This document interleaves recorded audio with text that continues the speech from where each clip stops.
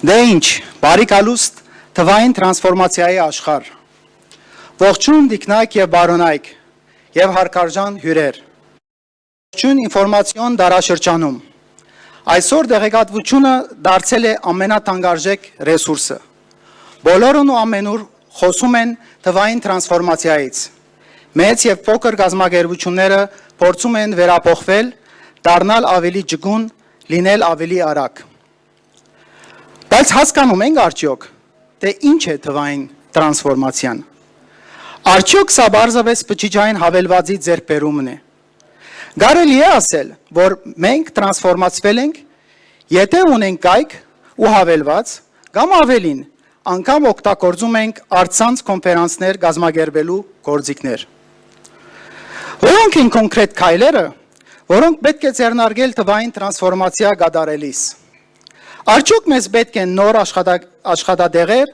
կամ գուցե մի ամբողջական խորհրդատվական ընկերության օգնություն հատուկ մասնակիցներով, ովքեր կօգնեն մեզ հասկանալ եւ ձևակերպել, թե ինչ է թվային տրանսֆորմացիան մեր ընկերության շրջանակներում։ Արդյոք այս ամենը նշանակում է բիզնես ռազմավարության փոփոխություն։ Եվ վերջապես, արդյոք թվային տրանսֆորմացիան բերում է գազམ་ագերբությանն այնքան արժեք, որ պետք է անցնել թեգուզ եւ դժվար, թեգուզ եւ երբեմն երկար, բայց հաջողության տանող ճանապարհը։ Բազում հարցեր, բայց քիչ պատասխաններ։ Եկեք միասին բացենք բաղագծերը։ Թվային տրանսֆորմացիան թվային տեխնոլոգիաների ինտեգրումն է բիզնեսի բաղկացուցիչ բոլոր ոլորտներում։ Ինչի արդյունքում հիմնովին փոխվում է գազམ་ագերբության գործելավոճը, հաջողություններուն արժեք մատուցելու ընթացքը։ Ինչն առավել կարևոր է այստեղ, մենք խոսում ենք մշակութային փոփոխության մասին, ինչը ենթադրում է ստատուս քոյի անընդհատ վիճարկում, փորձարկումների իրականացում, խիզախություն փոխելու կոմֆորտի զոնան եւ քայլ անելու դեպի անհարմարություն։ Թվային տրանսֆորմացիան գիրառել է բոլորի համար, լինեք մեծ, թե փոքր գազམ་ագերբություն, եւ սա կարծես խիստ մրցակցային աշխարհում կոյադևելու միակ ճանապարհն է, չէ՞ որ մենք ապրում ենք թվային դարաշրջանում։ Եվ քանի որ թվային տրանսֆորմացիան դարբեր է յուրաքանչյուր գազագերբության համար, դժվար է գտնել դրա այսպեսի սահմանում, որը գիրառելի կլինի բոլորի համար։ Մեծամասամբ մենք բարձրապես պետք է պատրաստ լինենք հեռանալու հին, ավանդական եւ արդեն շատ հարմար դարձած բիզնես պրոցեսներից ի օգուտ նոր կորձելավոճի, որն ավելի ջգուն է եւ ավելի արագ, մի խոսքով agile է։ Այսօր մեր բոլոր խոսնակները խոսելու են թվային տրանսֆորմացիայից եւ ջգունությունից։ Մեզ կմիանա Մարկ Լայնզը PMI-ում Disciplined Agile-ի փոխնախագահը, ով կներկայացնի թվային տրանսֆորմացիան եւ ջգուն լինելու կարեւորությունը եւ այն, թե ինչպես կարող է PMI-ն օգնել գազագերբություններին։ Մեր կոնֆերանսի հadoop խոսնակն է նաեւ առաջին անգամ Հայաստան ժամանած Արի Վան Բենուգումը, ով Agile Manifesto-ի համահիմնադիրներից է։ Սա իսկապես մեծ իրադարձություն է, ընդ որում ոչ միայն մասնակիտական համայնքի համար։ Արին ընդգծելու է այս նոր աշխարհում մրցունակ մնալու համար Agile մտածելակերպի կարևորությունը։ Ունենալու ենք նաև հետաքրքիր ֆորմատով պանելային քննարկում հայաստանյան տնտեսության ամենադարբեր ոլորտներու առաջադար ներկայացուցիչների հետ։ Միասին քննարկելու ենք թվային տրանսֆորմացիան եւ դրա դրսևորումները դարբեր ոլորտներում։ Իսկապես սա շատ հadoop օր է։ Հadoop ոչ միայն նրա համար, որ մենք արդեն երրորդ անգամ կյանքի ենք կոչում մեր կոնֆերանսը։ Այսօր մեր բոլոր հյուրերի ներկայությամբ ուզում եմ հայտարարել հայաստանյան օրացույցում նոր կարևոր տոնի Armenia Agile Day-ի ավելացման մասին։ Այստեղ են խոսում ոչ որպես PMI Արմենիայի նախագահ, այլ որպես մարդ մասնակետ, որ դարիներ շարունակ մտքում պայպայել է Հայաստանում նման օր կամ շաբաթ հայտարարելու գաղափարը։ Եվ ինչպես ամեն ինչ կյանքում, այնպես էլ այս միտքի համար պետք է գար հարմար ժամանակը։ Այսուհետ ամեն տարի հոկտեմբերի 2-րդ չորեքշաբթին Agile գաղափարախոսության գրողները միավորվելու են գիսելու իրանց փորձը եւ գիտելիքները, իրականացնելու հետաքրքիր միջոցառումներ, ներկայացնելու Agile մտածելակերպ ունենալու կարևորությունը եւ դրա դերը բիզնես ռազմավարության մեջ։ Եվ քանի որ յուրաքանչյուր նոր քայլ շատ ավելի հեշտ է դրվում, երբ կողքիդ կանգնած են գործընկերներն ու աջակիցները,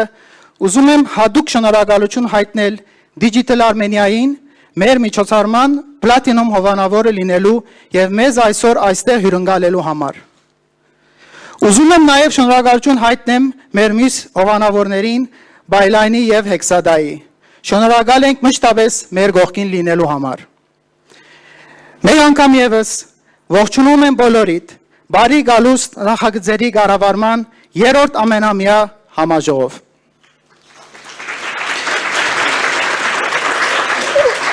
Ուզում եմ մի բան հիշեցնեմ, որ մենք այսօր խաղարկում ունենք երկու տրեյնինգ, PMP տրեյնինգի համար եւ երկու Disciplined Agile-ի տրեյնինգի համար։ Կարծում եմ այդ դուրսում այդ քիոսկում PMI-ի կարող եք ձեր անունները գրանցել ու վերջում մենք այդ խաղարկումը կանենք։ Նորից շնորհակալություն։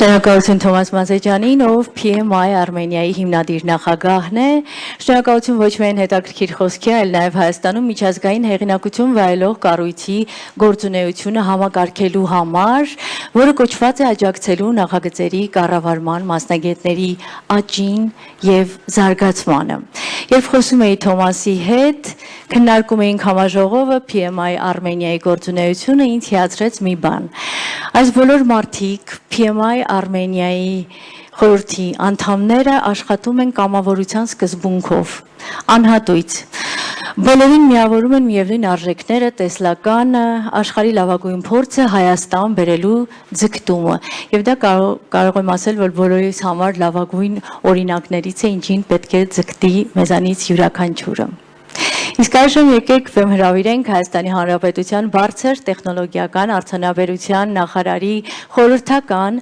Հայկ Ասլանյանին, ով վստահաբար խոսք ունի ասելու թվային տրանսֆորմացիայի եւ Հայաստանի տեսլականի վերաբերյալ։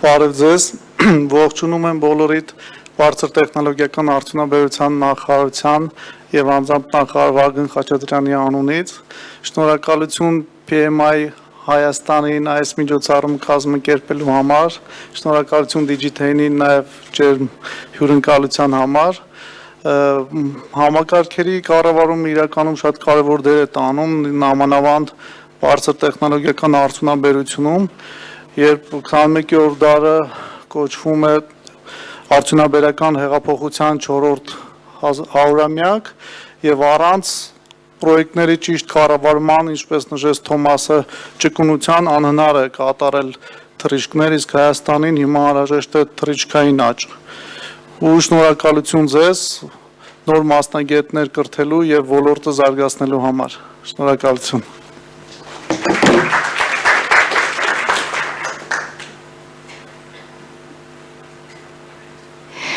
Շնորհակալություն պարոն Ասլանյան, այսօր նաև մեզ առցանց ձևաչափով միացել է Disciplined Agile գծով PMI փոխնախագահ Մարկ Լայնսը, ով Agile մեթոդաբանության մեծ գործիքակազմի հեղինակ է եւ ոլորտի առաջադեմ մասնագետներից խնդրեմ ձեր ուշադրությունը էկրանին։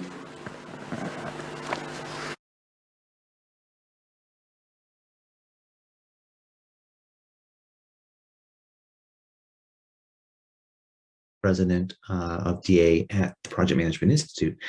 I want to thank you all for joining me today. I'm going to take you quickly through an overview of what Disciplined Agile is, what we're seeing out there in the industry, and how DA can help you to be much more successful on your Agile or hybrid initiatives.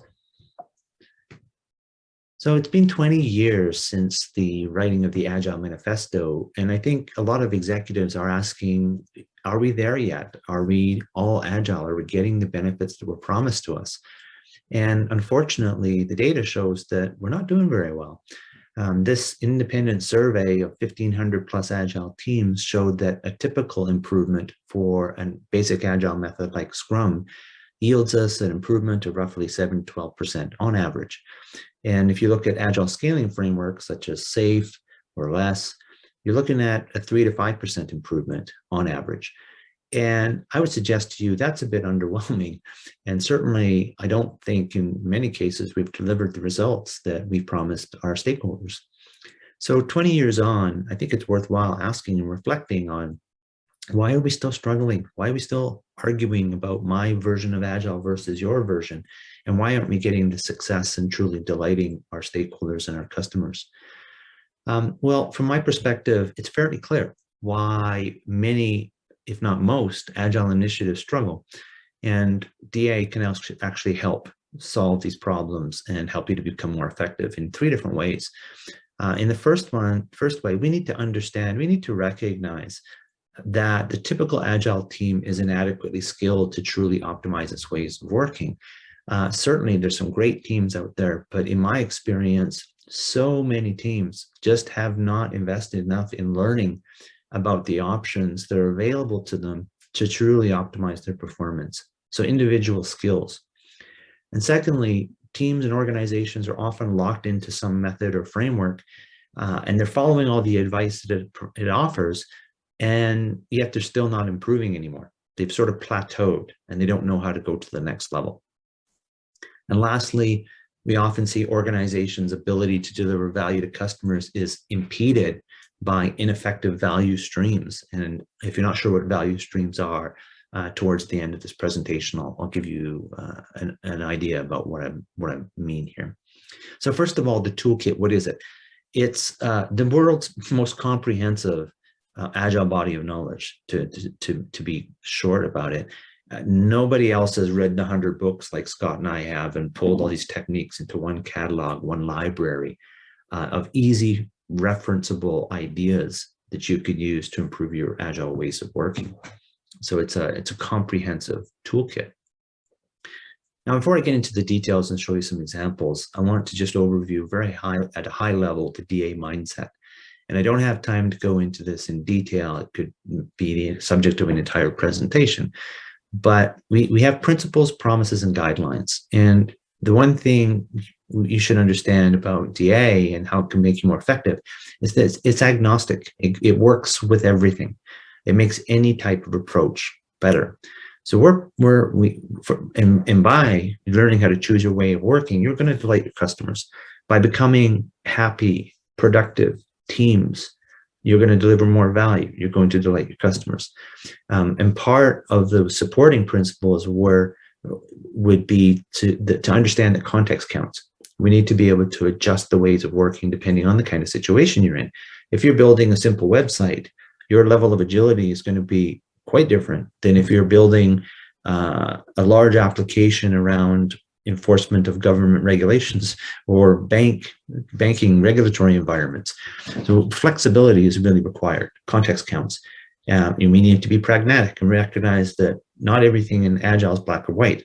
And this is one of the unfortunate aspects of the Agile community, is that people are very opinionated about this is Agile and this is not.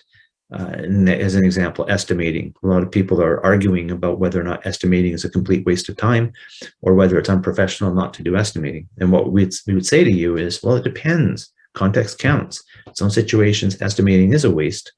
And in other cases, it would be irresponsible not to do estimating. So moving on to promises, I like the very first one here: create psychological safety and embrace diversity. And if I look over to the guidelines, I love creating effective environments that foster joy. If your teams aren't happier doing Agile, then you're not doing it right, because your team should be happier, not just in IT, but outside of IT, your finance, your enterprise architecture, your release management, your PMOs, they should all be happier in an Agile world. Why? Because we focus on activities that create value and eliminating wasteful activities that do not.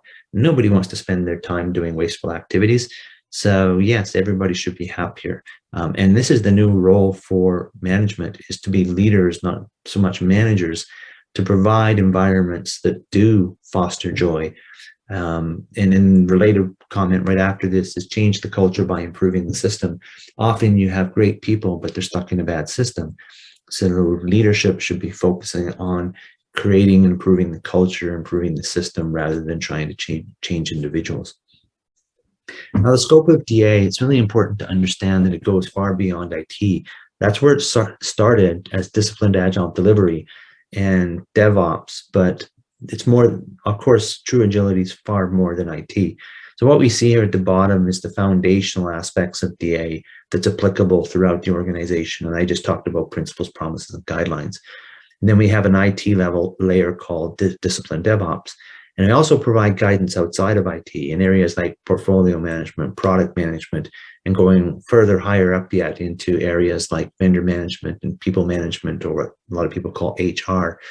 Those groups need to be Agile as well. And I'll talk more about that towards the end of this presentation. So first of all, three things I'd like to talk about related to the problems that DA can solve. And the first one is about skills and learning. And we all need to supercharge our skills. And you could think about skills like ingredients in a marketplace. And I don't know what half of these ingredients are, but boy, if I did, I could become a great chef. And that's kind of the same idea in your process improvement initiatives and trying to be as agile as you can. If you don't know what options are available to you in the areas of requirements and testing and estimating and different types of agile methods, you're not going to be as effective as you can be. So the most important aspect to all of this is to learn more. Learn what the ingredients are available to you, that you can cherry pick the ones that make sense for you and plug it into whatever method you're currently using.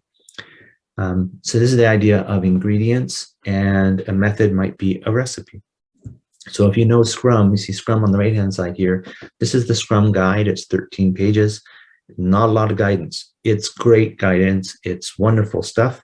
But folks, 13 pages isn't enough to really help us understand how to get the job done. And this is where we have to rely on other kinds of skills. And that's what the Choose Your Wow body of knowledge is all about. It's a very rich toolkit so that you can supplement things like user stories that you would use for agile requirements with other techniques. And I'll show you an example of that right away. So knowledge is power. Knowledge is what makes us more successful. People are asking me, I don't understand the value proposition of DA. It's very, very simple, actually. What's the value proposition of a PMP, project management professional? Well, I become a better project manager. So I increase my odds of delivering on time, on budget, managing my risks, and delighting my customers. If I'm truly skilled as a project manager, that my odds go up tremendously. And this is the value of the PMP.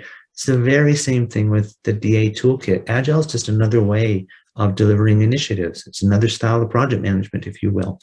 Only the team owns the process rather than the project manager.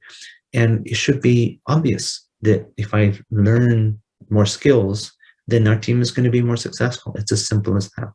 And unfortunately, a typical Agile certification doesn't cover all the great ideas, all the great ingredients that you can use to be more successful. On the left-hand side here, I talk about risk management and lean governance. A typical Agile course does not talk about risk management, yet I would suggest to you risk management is just as important in a Scrum team as it is on a traditional project. So that's baked into DA. We teach you lightweight ways to do risk management and to do governance and some of these other ideas. And on the right-hand side, where you might learn about one technique to manage requirements in the Agile project, something like user stories, we have 53 different techniques in the toolkit, because you're going to want to supplement a few sentences that a story is with maybe some diagrams, some pictures, or maybe some other textual types of requirements. So it's a very, very rich set of techniques. And people say to me, oh, Mark, I couldn't possibly understand all these techniques, and it sounds too difficult to me. I want you to know it's not that hard. They're very easily organized into what you see here as a set of goals that you'll have on any kind of project or initiative. You'll need a team. You'll need funding. You want to explore the scope. And by double-clicking on these goals, that's where you find the text, or sorry, the techniques, the practices. Really not hard to use the toolkit. Think of it as a reference. You don't have to understand everything in it. You don't have to memorize it for the certification. You just have to know where to go to find answers so that you can customize your ways of working in a situation that you find yourself in. So let's take a look at one here, Explore Scope. Double-clicking on that, you would see an Explore Scope goal diagram.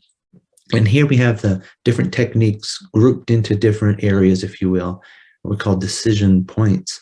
And in those decision points, the ones that are bolded or italicized means that if you're going to select a technique from this particular category, the ones that are bold or italicized are typically good ones to start with, like default choices. And if you see some of them have arrows beside them, and that means that typically the choices at the top of the list are better than the choices at the bottom. So this helps you make better decisions and to try to be as agile as you can be for your situation.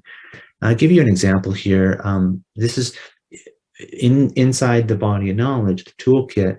We have a definition for each of these things, references to where you can find more information. And then on the right-hand side, trade-offs.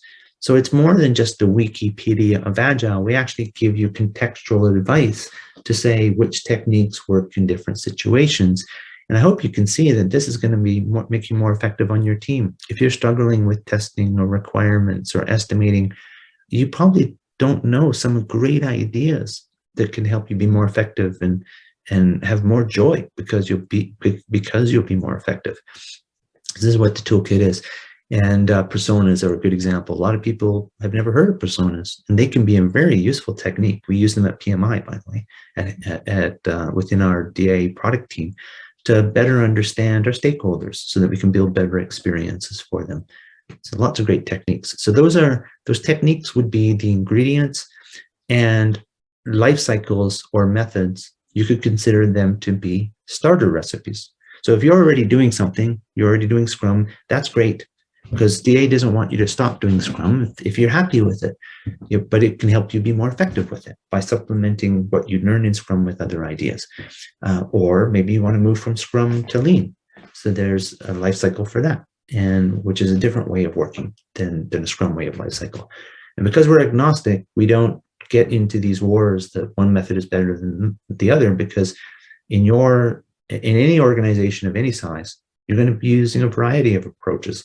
So it's really nice to have choice. I wanted to show you that in addition to the book being available as a PDF free to all PMI members, it's now also available online. And I'm just going to show you quickly. I actually have it open already in another tab here. And this is what I just showed you, available in an electronic version.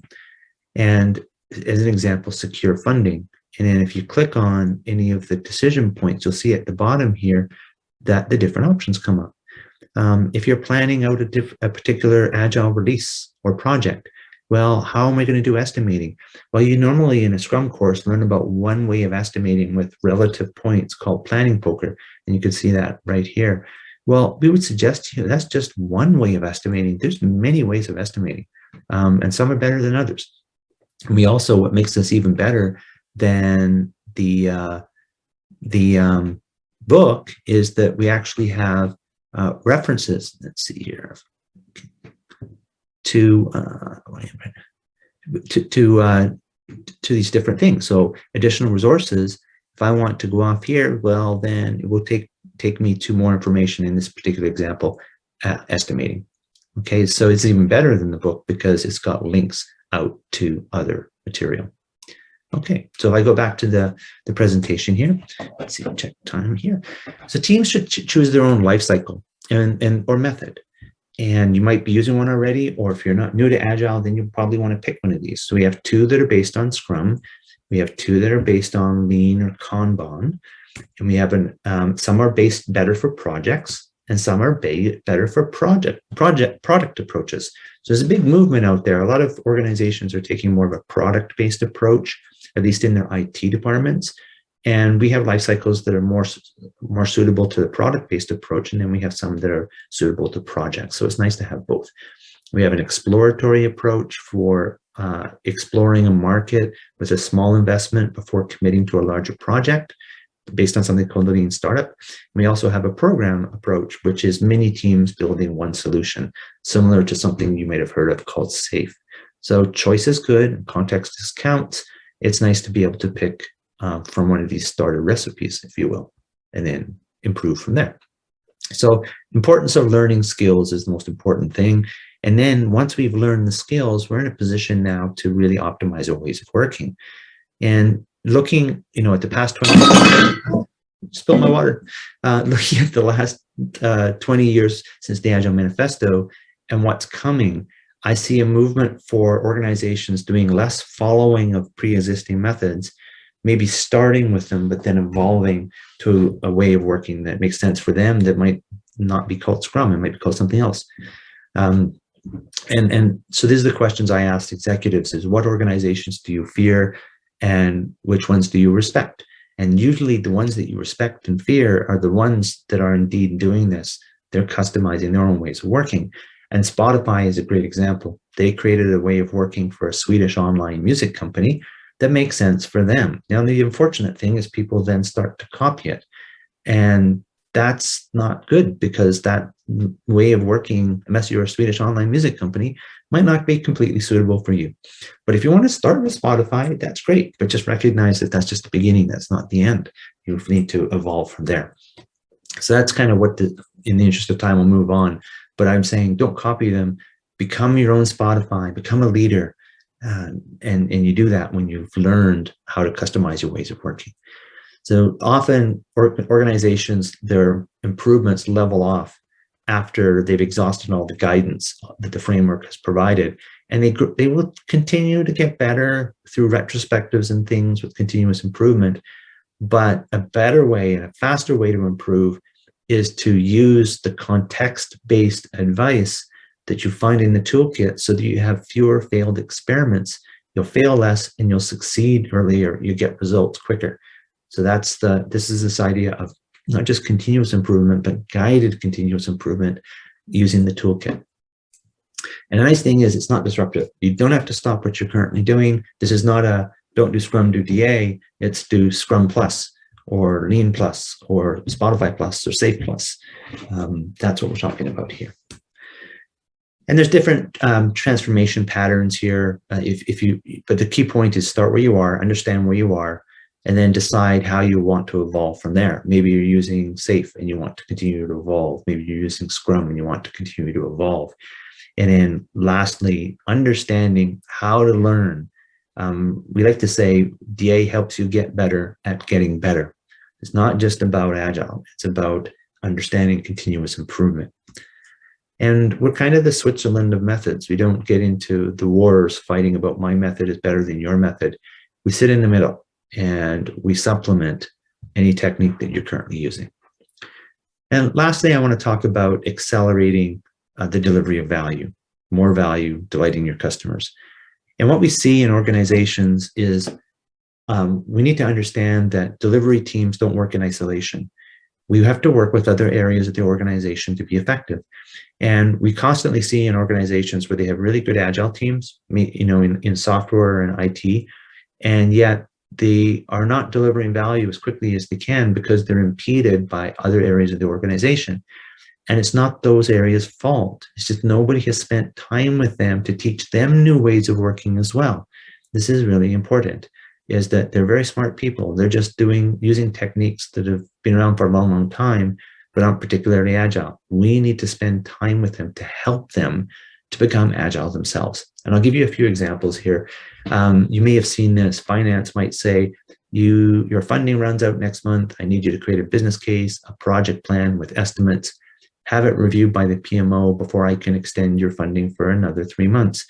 Clearly, this is not Agile. And the team is going to say, but that means my teams will need to stop for several weeks to do this planning. They will be producing no value during this time. So they become very frustrated.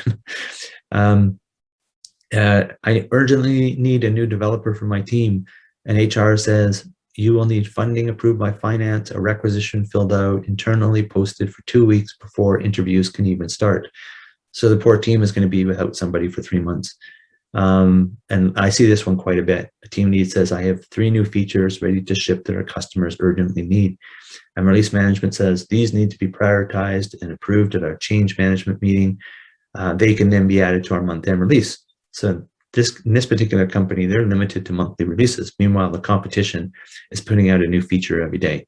So this is, and of course, these kinds of things can be fixed with Agile DevOps practices.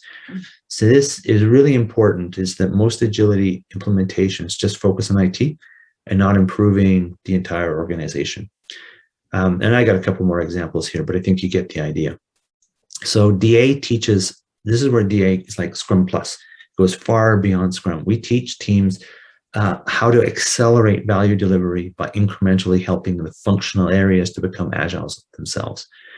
And speaking of value streams, I talked about that at the beginning of this presentation. Value streams are, as they say in Twitter, trending.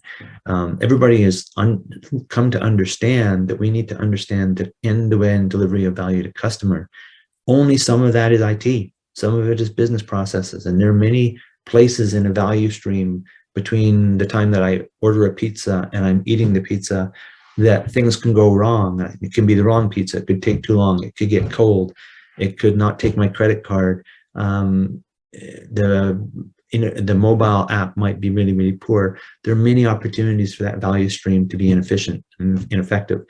And what we teach in our value stream consultant workshop is how to look at the system as a whole and look for areas to unclog those pipes, if you will, so that we can get more value flowing to our business and to our customers, pardon me, and this is how we win. This is right. So this comes down to, I'm just going to finish off here with a quick overview of the DA certifications. As I look at my spilled water, I need to clean up after the presentation.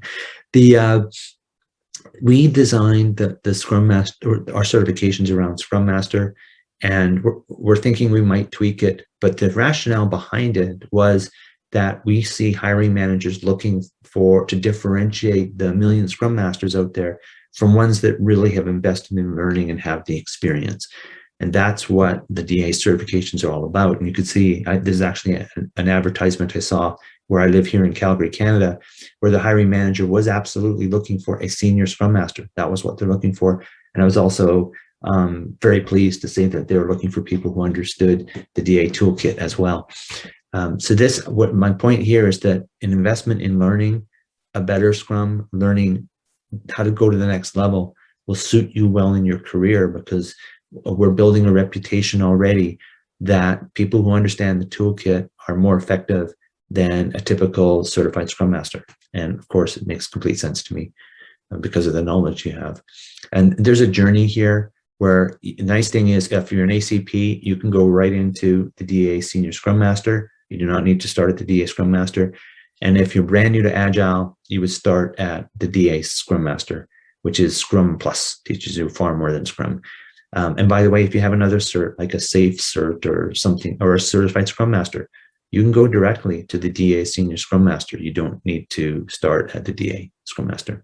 And then, so to sum up the previous slide, the certifications, we have certifications targeted at improving your skills.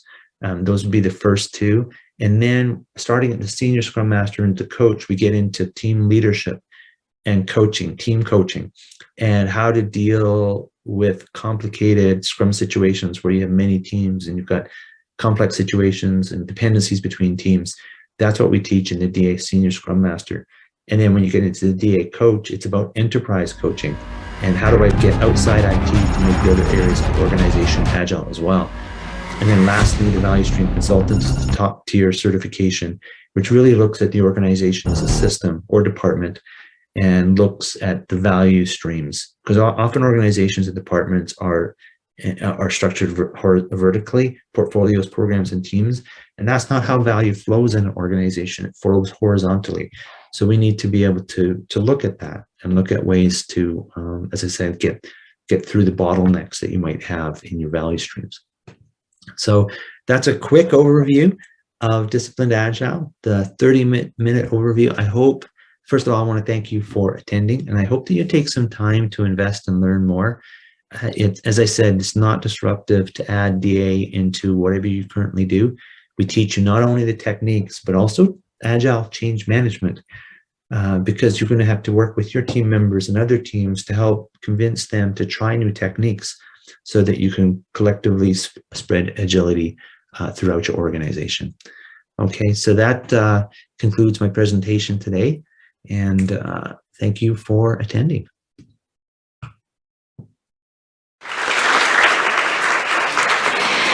Շնորհակալություն պարոն Լայնսին, հարգելի հյուրեր, մեր այսօրվա միջոցառմանը միացել է նաև առցանց Աննա Ժուկովան, ով Եվրոպական տարածաշրջանի PMI մասնաճյուղերի զարգացման թիմի ղեկավարն է, եւ որքան լավ է, որ ժամանակակից տեխնոլոգիաները թույլ են տալիս մեզ մոտ լինել հեռավորության վրա։ Ուշադրություն էկրաններին։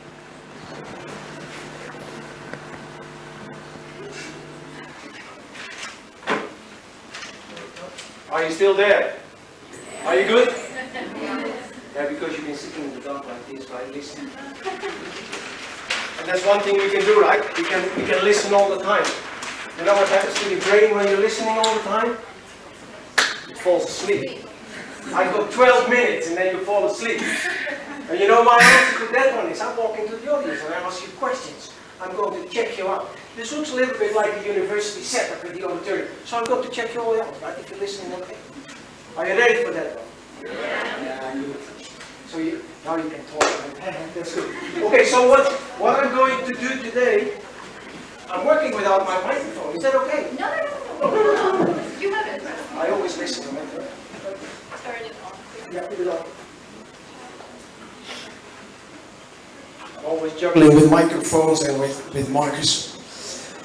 So, Agile. What do you think about Agile? You just heard a bit about that. Who knows about Agile? Come on, if you do, and I'm not going to ask you any questions. Who knows about Agile? I do, okay. Who is working Agile? I'm happy to see that one. Now the question is, if we are doing a bit of Agile, what is it? What is Agile, you know? Everybody does what So now we can go home now, right? Everybody knows what he or she should do. Yeah, that's good. Well, honestly, you're not that far from the truth, right? And there's a lot more to say about it.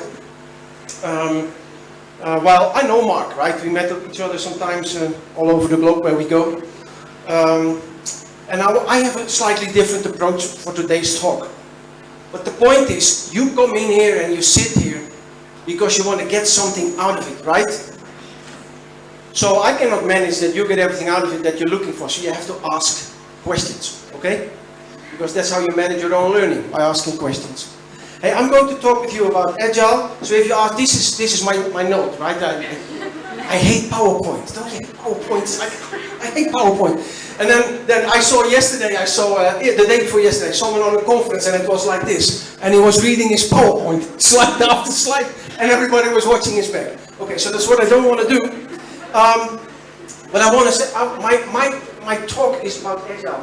Now what? I mean, I travel the world. South Korea, I sit with people at the table. Then I go to Latin America, Argentina, I sit with people, everybody. The only continent that I've not been yet is Antarctica. I have no desire to go there. It's way too cold, way too cold. But Agile, now what? I want to tell you a little bit about why are we doing Agile really, because for me Agile is not about tools. And I do know, and I do realize, if you want to be successful Agile, you need tools as well, right? Don't get me wrong. But there is something that comes before anything else if you want to make Agile a success. And you heard Mark say that so many Agile ways of working and the transformations are failing. I mean, if you put your company or your organization upside down, it costs you billions, no, millions of euros and dollars. And then you get a 2 to 5% improvement. You think, okay, that is a mess up, isn't it? Right? That's what you don't want. So I want to talk about why are we doing Agile? Just to get it clear, so that we can focus to get out of it what we need, because it's not something that we want, it's something that we need, and I want to make that clear too, right? Agility, and I don't care about the word Agile or not, but you need it as an organization. I want to talk with you also about the delivery in Agile. If you deliver something, what is it? Because we talk about software. When we wrote the manifesto, we made a big mistake. In the manifesto, we put the word software. We should never have done that. Big mistake. But what happens if you put 17 white guys together who are all developers? You get the word software in there. That's what happens. Okay, so we shouldn't have done that. And I want to share with you some success factors and some fail factors as well. That's what I want to do, because if you understand why we are doing this, then you can get much more focus in what you're doing. In what Mark was talking about, so you look at the screen and you think, okay, what do I select? If you understand why you need to select something, you can make a better choice, right? Instead of random picking something like at the grocery store. I want to share with you a little bit my own history. I have a healthcare. I started in a career starting in the healthcare. I was in the hospital delivering babies, and this is 19. I'm that old, yeah. 1983, 84. And then I thought after 2 years, I thought, no, that's not what I'm going to do the rest of my life.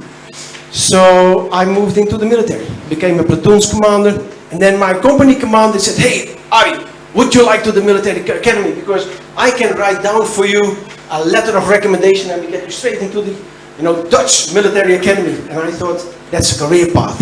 If I would have chosen that one, I would already retired. I'm 57, I would already be at home.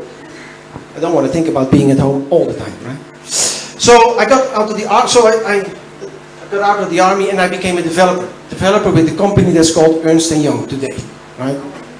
And most people know Ernst & Young. In the Netherlands it's called slightly different at the time. And I started, who of you is a software developer?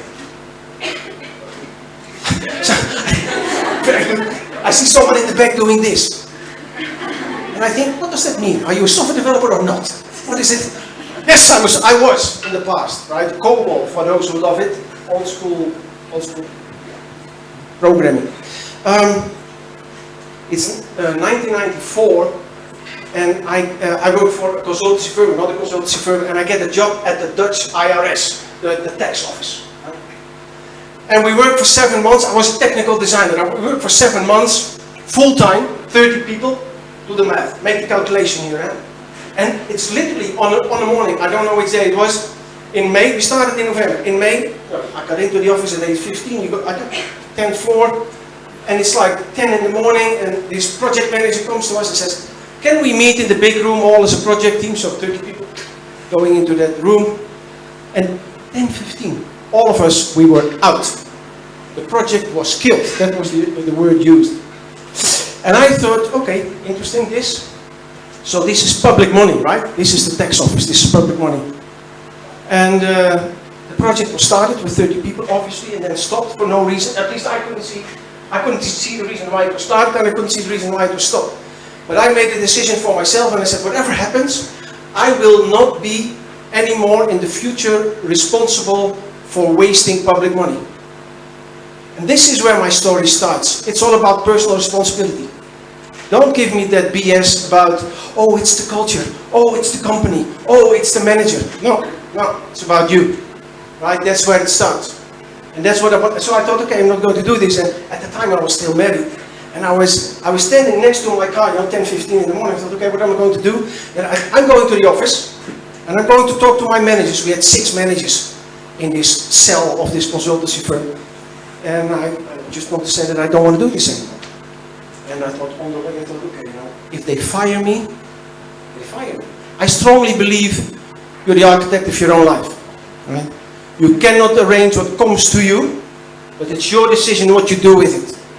And this is where my agile journey started. Because I got divorced later on anyway, but I thought, if they fire me, I will get in trouble at home, but at least I follow my conscience. I don't want to waste public money. So, talk to the managers. Within a week or so, one of those managers gives me a call and he said, I'm having something that's about rapid application development. And we talked May 1994. And rapid application development was about time boxing, user participation, prototyping, workshops, and all of a sudden doing this, and I had no clue how. I just got a 2-day training. It's like today in the agile world. They send you to a 2-day Scrum Master training and expect you to transform a company with 2,500 people, right? That's what happens. And the same thing, I got into this project and I had no clue. But the point is, I always think if I have no clue, I can try to make a clue out of it, right? So let's just, it's like you have those cooking programs, right? You open somebody's fridge and you think, okay, what's in here? What can I do with this? And that's what I just tried. But I tried with that one focus.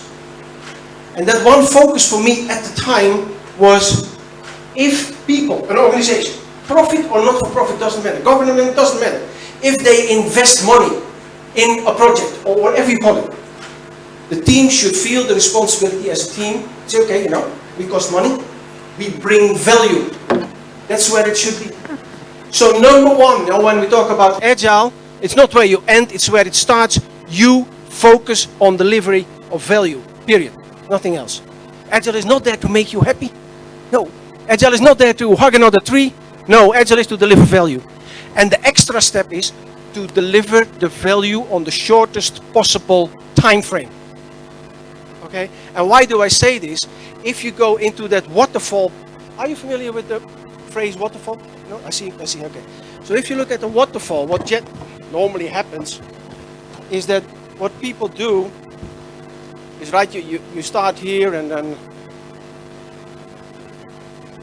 and I've seen much more than this in waterfall, but the point is, somebody talks to the client, right? Makes a document out of it, sends it to someone else, makes another document out of it, sends it to another document. And the problem, what happens here is, the moment that you talk, you have interpretations and assumptions. The moment that you receive information, you have interpretation and assumptions. What do we know about interpretations and assumptions? They are wrong. It's not complicated. I'm a very simple person. They're wrong, right? Why? We all have our own education, experience, background, the things that you did and you didn't, right? So the moment that you hear information, you interpret that information and you have your assumptions based on who you are. And that's always different from the one giving you the information. So if I send you that information in a document via the mail, right, then we wait. That's the second problem. So I have interpretations and assumptions. And the point is, those interpretations and assumptions, what they do is, they lead to misunderstandings. Those misunderstandings need to be fixed before I can bring the value to the market. And that means I'm late. And the same thing with all those, all those things here, the handover and the toll gates, they take time. Agile is about avoiding delay of delivering value to the market. Period. And you can say we don't have to be value. I think if you keep on saying that, within 5 to 10 years, any organization that is not, whether you call it agile or not, but having that corporate, mind the word, corporate capability to do it together, right? You're out of business. Why?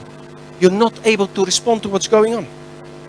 Simple explanation, and I know it's a big one, but it's what happened. A client of us in a large country in Asia makes, in terms of revenue, $11 billion per year. That is more or less $1 billion a month, right? COVID comes in.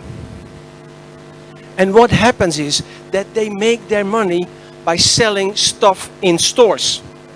In that country, if the government says we have a lockdown, it means you do not move an inch. So within overnight, they lost over 90% of their revenue. You don't have time to make a proof of concept that takes 9 months or something like this. You need to figure out, how can I do this? Where we are. So this was a very big model. But if you look at what technology does these days, right? Why are we doing agile? Technology is not only helping you in your job, making your job easier, on your nice iPhone, I can't live without my iPhone. Every week it tells me, last week you had the average of 7 hours and 39 minutes on your phone per day. Right? It's like, okay. In the past, when I was a young boy, I came home, there was this great thing on the table. We call that a phone, where you could dial a number. Remember that? Dial a number.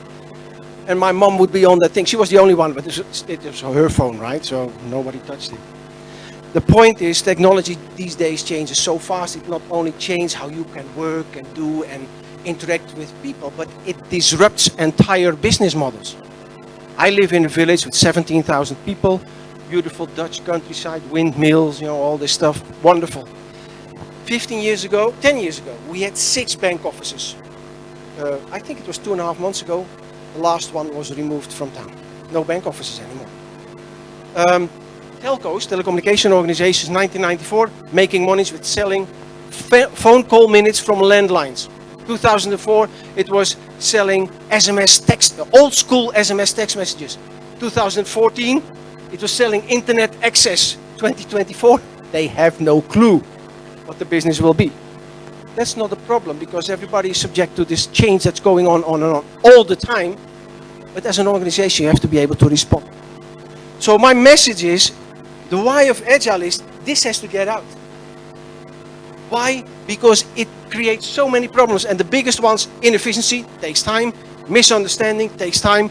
The third one, there are many more, right? But the third one is, this person here is a human being or a group of human beings, and they have human behavior. So okay, I talk to you, when is it ready?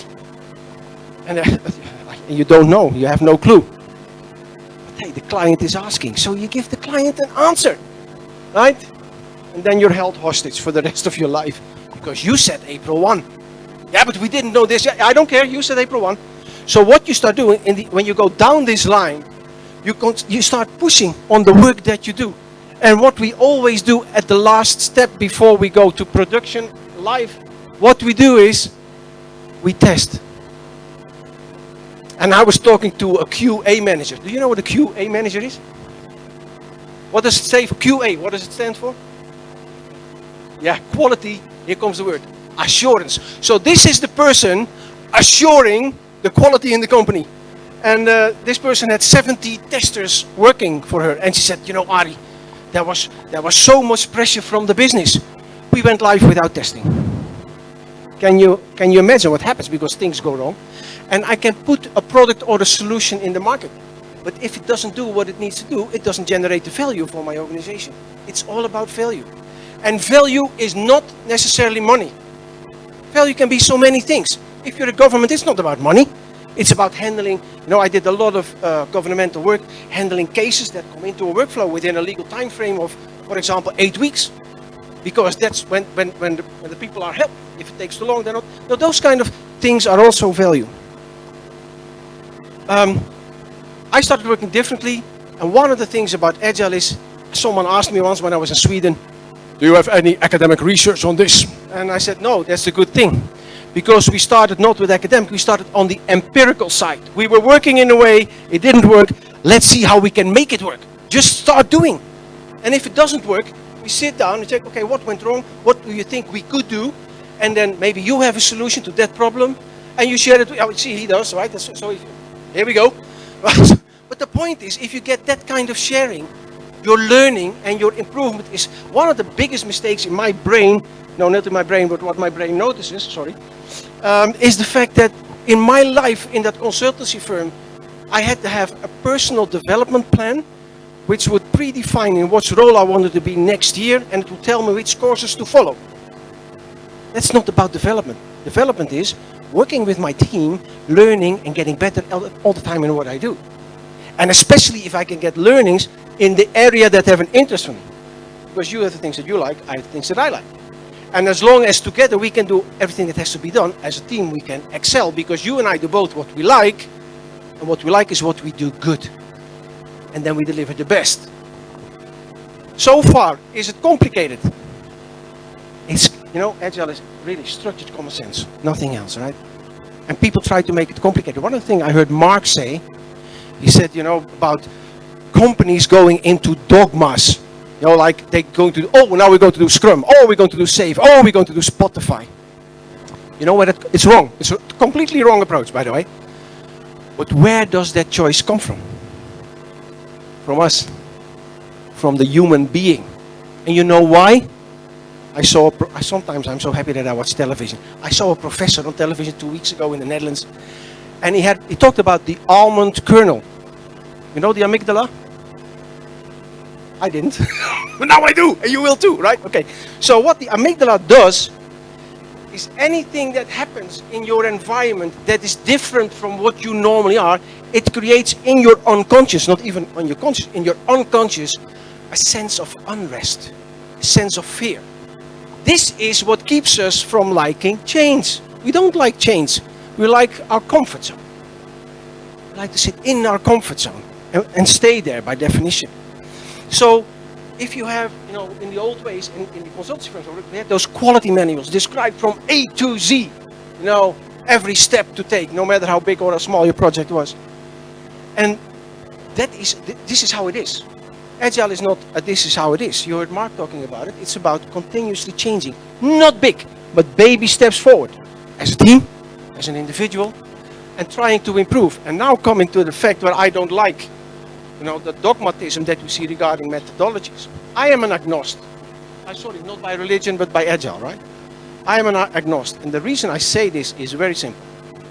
When we wrote the manifesto, you have to imagine February, 3 meters of snow in the Rocky Mountains, 17 guys in a room, and all of us were working for a while differently from the traditional waterfall way of working. But every one of us for our own reason. So my reason at the time that I got into Agile working was that problem at the Dutch IRS, where I thought, you know, this is so stupid. I'm doing something, but there is absolutely no value created, and I don't like that. I need to. So my focus, not the only thing, but my most important driver to change, to ignore my amygdala, was, you know, I can't be responsible for wasting public money anymore. That's something that I refuse to do. Other people were saying, oh, you know, that whole thing. And you remember that I made the drawing just of the waterfall.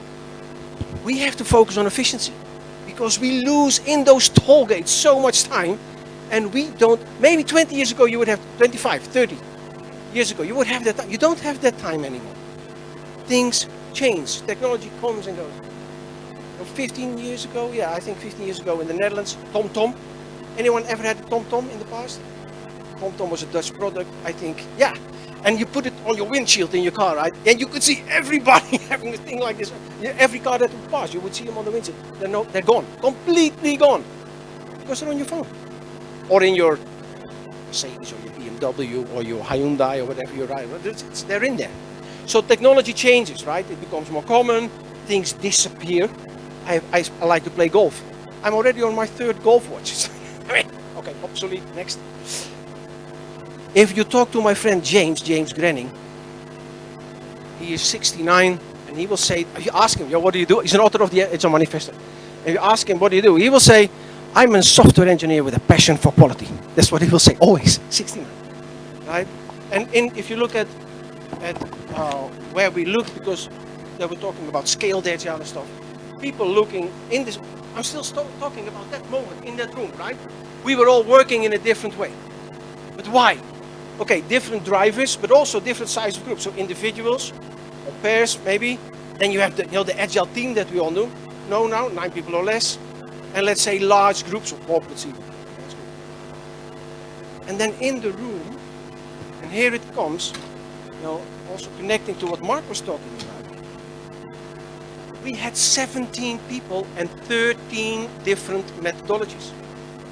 And depending on the struggle that your team has, depending on what you need in your organization to happen, you have to look in the methodologies what helps you most. Agile is not a methodology, Agile is a concept. Because, for example, if you look at the team size, here extreme programming and test-driven development, you have Scrum, you have here, Mark mentioned LESS, that's here. You have, for example, Adaptive from Highsmith. You have Crystal from Coburn. I represented ESDM because always my largest group already working Agile in the 90s was 94 people. What about 9 people? You're 94 people in little teams, but working in parallel on one delivery. Also taking out instantly the illusion that it's all about IT. No, because if I bring a product to the market, and this can be a governmental product, how you do things with Corona. There's so many things going into the market. In the Netherlands, we have the Corona app, and then you have the stuff about and the communication. So you have your software delivery, your data conversion, your security, you have your marketing. All these things have to be together aligned, because if one of them is late, your value is late. And I was in Romania working with a company, and they do a lot of nearshoring in Romania, and they had a problem with people leaving because a big multinational came into town. And said, Ari, what do we have to do? We did a recruitment campaign completely agile. If I organize, and I was very often involved in organizing conferences, we organize a conference in the agile way. We have epics, stories, definition of done, visual management, poker estimation. But depending on the trouble, and we do every 2 weeks, we do a retrospective. We check in on the team. Hey, how are we working? What can we improve? And depending on where the issues are, we look into the methodologies and we cherry pick a practice. Because this together is what we call agile. Nothing else. For those of you who say, oh, we do Spotify. You don't do Spotify. There is no Spotify. Hendrik Nienberg, he did the Spotify transformation, and to my knowledge, he said, Spotify is not a model. That's just what we did at Spotify. You have to find out what works for you. But now we're coming back to the amygdala again. We think, okay, what do we do? What do we do? Let's just copy that work for someone else, or maybe it doesn't work at all. But let's just copy. Instead of getting into that deeper underlying thing. Now, if you go to real agile working, you have to understand that, doing every day, doing a daily in front of a plan board that you have a burn down. It's simple to do. But you have to understand why you do it, and the organization needs you to facilitate you to be able to do it in the proper way, otherwise it has no use. And why do we do it daily? The daily is very simple. I see faces here. I think every one of us has been a student in his life, right? And we call it the student syndrome. You know what the student syndrome is? At one moment in time in my life, I was a divorced father, and especially my youngest one, he's 25 now, right? But he was 16, he was doing high school exams, and Azra, hey, yeah, late January. Hey, Azra, yeah. May you have your exams, right? How are you doing? I'm completely fine, Dad. Thank you. I'm okay. And then as a dad, you're so happy to hear that your boy's okay. But I thought, let's ask in February. And I said, hey man, I'm completely okay. And in March, he said, oh, I'm already okay. And in April, he was still very okay. In the second week of May, we had panic. That's how it works. And they say it's a student syndrome. You know how it works when you have 6 developers in a team? And they're working, they have this 40-hour task to do. You ask on Monday, hey, how are you doing, man? Are you good? Yeah, I'm there. I'm good, thank you. On Tuesday, are you good? Oh yeah, I'm good, man. I'm good. And then it's Friday afternoon. Zero time to take action and to respond to it. Panic. And delay. We do that daily. If I have a struggle, if I start a task, and the next morning I can, because I want to finish something, and I say, oh, you know, and then Thomas can say, oh, okay, Ari, I have been there before, I heard that problem. After the daily, I come to you, and together we solve it. Agile is moving away from individual tasks and going to team deliveries. I don't care who does what, but I do about the team delivery. And that means that I have to do everything with everyone to make sure that at the end of every sprint I can go to production. If I don't go to production at the end of a sprint, I have a sprint fail. What do you think about that one? So doing a demo of the things you have done in this 2-week sprint to the product owner, and the product owner didn't see it since the sprint planning, right at the start of the sprint. What is the big problem with acceptance meetings? Any idea? What's the big problem with acceptance meetings? Sorry? Well, misunderstandings, I would say people don't accept it. That's the biggest problem with acceptance meetings. And the point is, if you're at the end of your sprint and you have an acceptance meeting and you don't have an acceptance, you have a delay. So I need to do something, and this is the deeper understanding of Agile. I need to do something to make sure that at the end of the sprint, I have my acceptance. So acceptance is not something that I ask, it's something that I create. And in the past it would be the developer making something, and then the business would test it, and legal would test it, marketing would test it, and operations, and your architecture today, right? Everyone. And the point is, development makes it, and you will tell me if I'm wrong. No. Agile is about the shared responsibility. So in that sprint that we talk about, what you do is, let's say you take a 2-week sprint, you go every 2 to 3 days, sit together at the table with everybody, and not individuals, but I mean people from departments that can stop the team. So working for the government as I did, I always had to go to the legal department because I had to send out to the public. Everything had to be totally legally aligned. Operations, of course, right? So that means that I have to, the business people, the people that actually start using it, you know, to get business value in here, but also the people that can say you're not allowed to go live. For example, the legal department. So you bring them in, and I call that a heartbeat. It's a heartbeat. And what happens is here that legal is not telling that I'm wrong. Legal is co-responsible in being ready for production at the end of the sprint. So they should provide the feedback to the developers so together we can converge to the acceptance at the end of the sprint. That's what it's all about. That's when I avoid delay. And that gives me also moments to respond to change. Now with Agile. I'm not talking methodologies. I'm talking about the concept of Agile. Thomas, how much time do I have? Am I talking too much? 5. Thank you. To make this happen, you know, it sounds so simple, right? It's just putting people at the table, nothing else. But to make that happen, it means that the person from architecture, operations, legal, and marketing, and even the business people, they have to be empowered to make that decision. Instead of going to a toll gate, asking someone for acceptance who doesn't understand what we talk about, because acceptance and change advisory boards is mostly on the management level. Managers manage. They're not in the content anymore of solutions, so they don't know.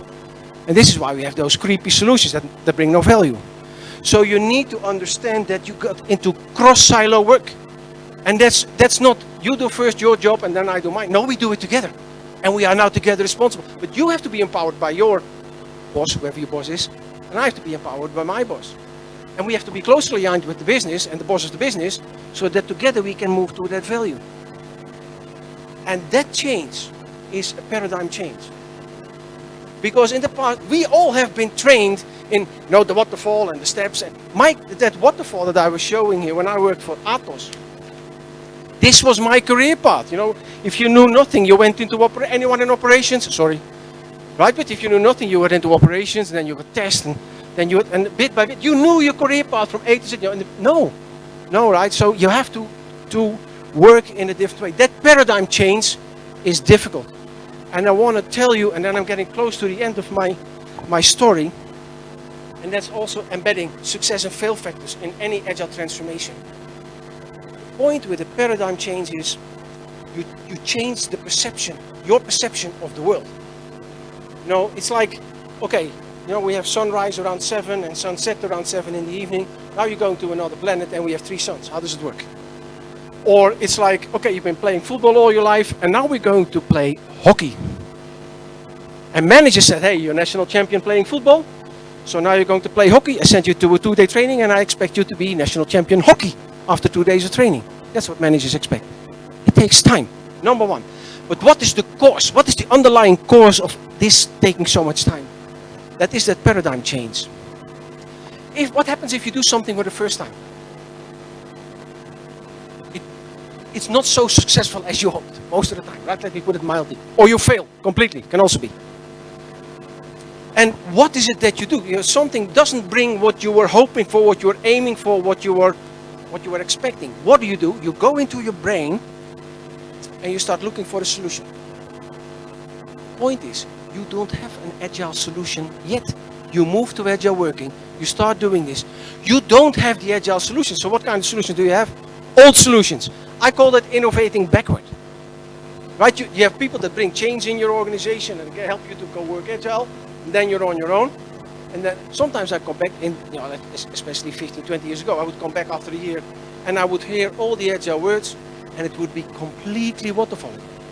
Because this is just the effect of reflexes. And I make this metaphor. My girlfriend is sitting somewhere over there. She's from South Africa. And I always tell people in South Africa, guys, you drive on the wrong side of the road. But I have to deal with it when I go there, right? They drive on the left side of the road. And if you get into a car, it's like, looks the same. Steering wheel, 4 wheels, you have traffic signs, you have lights, you have crossings, all the cars. The point is, if I step behind the wheel in Sohar, you don't want to drive in Johannesburg, I tell you. But let's say I do, right? As long as there's nobody on the road, I'm completely fine. Because I can do my own pace, I can be very careful. But there's always somebody else on the road. And that person is always doing something you didn't expect. And what happens if something happens that you didn't expect? Your reflexes come into place. My reflexes are based on driving on the right side of the road. I can tell you, you don't want to sit next to me when I drive a car in Johannesburg. You don't. I don't even want to sit next to myself from that perspective. And that's what we need to understand. So an agile transformation is that paradigm shift, bringing that change, supported by leadership team, role modeling the change, doing agile themselves, facilitating the change in the organization, sustaining the change if something goes wrong, helping the team to innovate forward and not backward. An agile transformation is about innovating backward and building new reflexes. It takes time. The good news is it can be done. There are successful companies. Every company that fails in an agile transformation is for the same reason. Because we keep on reintroducing old habits. And that kills us. And then we say agile doesn't work. I had a client from a country in Asia, and the communication is a little bit more nuanced over there, and I'm typically sort of blunt, being from the Netherlands. And the question was almost like what Mark was saying, why doesn't agile bring what it promises? And it was a tip of my tongue to say, because you don't do what you should do, right? Okay, so, message, right? An agile transformation is not easy, but I think it's inevitable. And I don't care if you call it agile or something else, but that corporate capability. One more minute, okay? One more minute. She was yawning. See it coming. That is that corporate capability. You need to be able to respond to big, the internet changed the world upside down, right? And over again, the smartphones, all these things. We have to be prepared. We have to look differently at innovation, differently at delivery. And all the things that I talked about, in the team and heartbeat sessions, and that's just facilitating that one thing that you're looking for, that corporate capability to respond to change, higher speed, best quality. And then we say, yeah, but it's the culture. Culture is nothing else than a group of people with shared habits. And that's the good news. Because if those people decide to change their habits, the individuals, that's you change. And it's not easy. You cannot change someone else. I don't know if you are agile coaches here in the room, you cannot change another person. People can only change themselves. You can force people to do other things. The moment the force is gone, they will do what they ever wanted to do, right?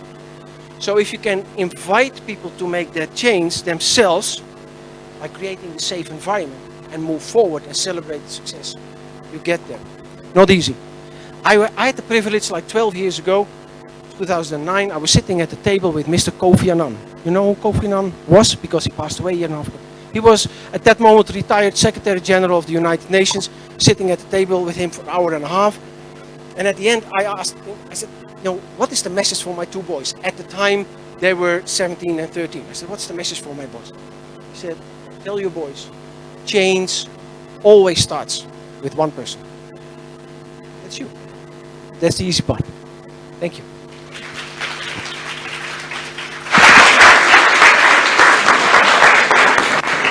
Not too many questions, right? Are you still good? So, Շնորհակալություն պարոն Վան Բենեկոմին նմանատիպ իմպրովիզացիոն ստեղծագործական մոտեցման համար վստահ եմ բոլորիս տրամադրությունը էլ ավելի բարձրացավ եւ այսօրվա հանդիպումը հիշարժան կլինի շատերիս համար իսկ մեզ համար իսկապես մեծ պատիվ է որովհետեւ առաջին անգամ Հայաստանում հյուրընկալել ենք Agile Manifesto-ի համահիմնադիր Agile տրանսֆորմացիայի առաջամարտիկ Արի Վան Բենեկոմին ում եւս մեկ անգամ շնորհակալություն եւ եւս մեկ անգամ ուզում ձեր ուշադրությունը հրավիրել էկրաններին այնուամենայնիվ միանանք Աննա Ժուկովային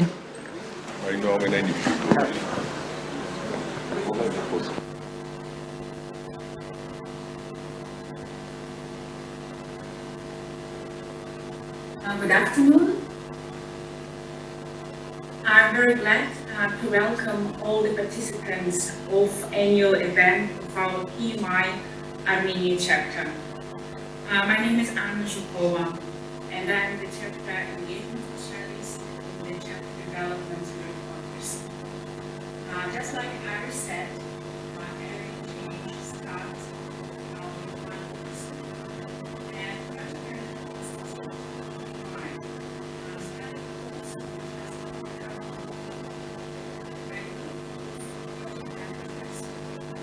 more than 50 years ago. In a normal living room in US, decided to start this volunteer organization.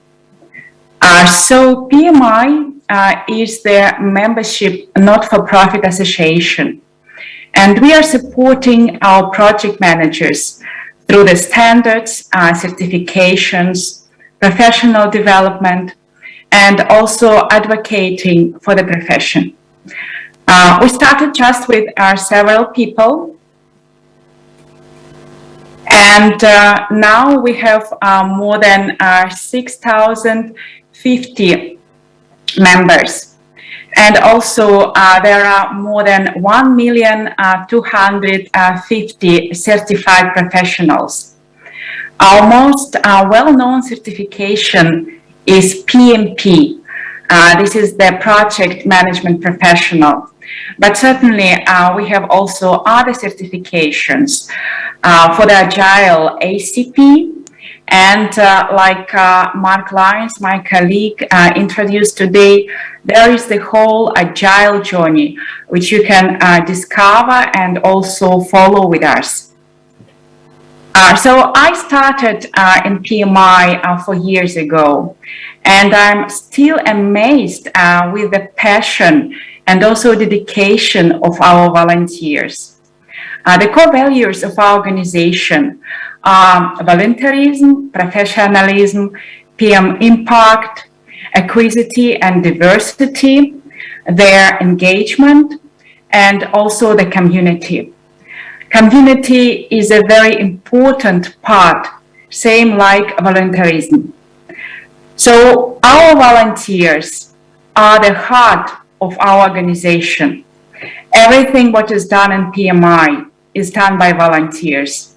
They are also actively participating in preparing our standards, setting up our certifications, and also taking care of internal and external webinars.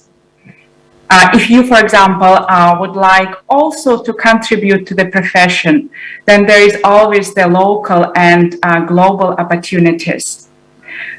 So how we are advocating for the profession, how we are contributing to the development of a profession of project manager.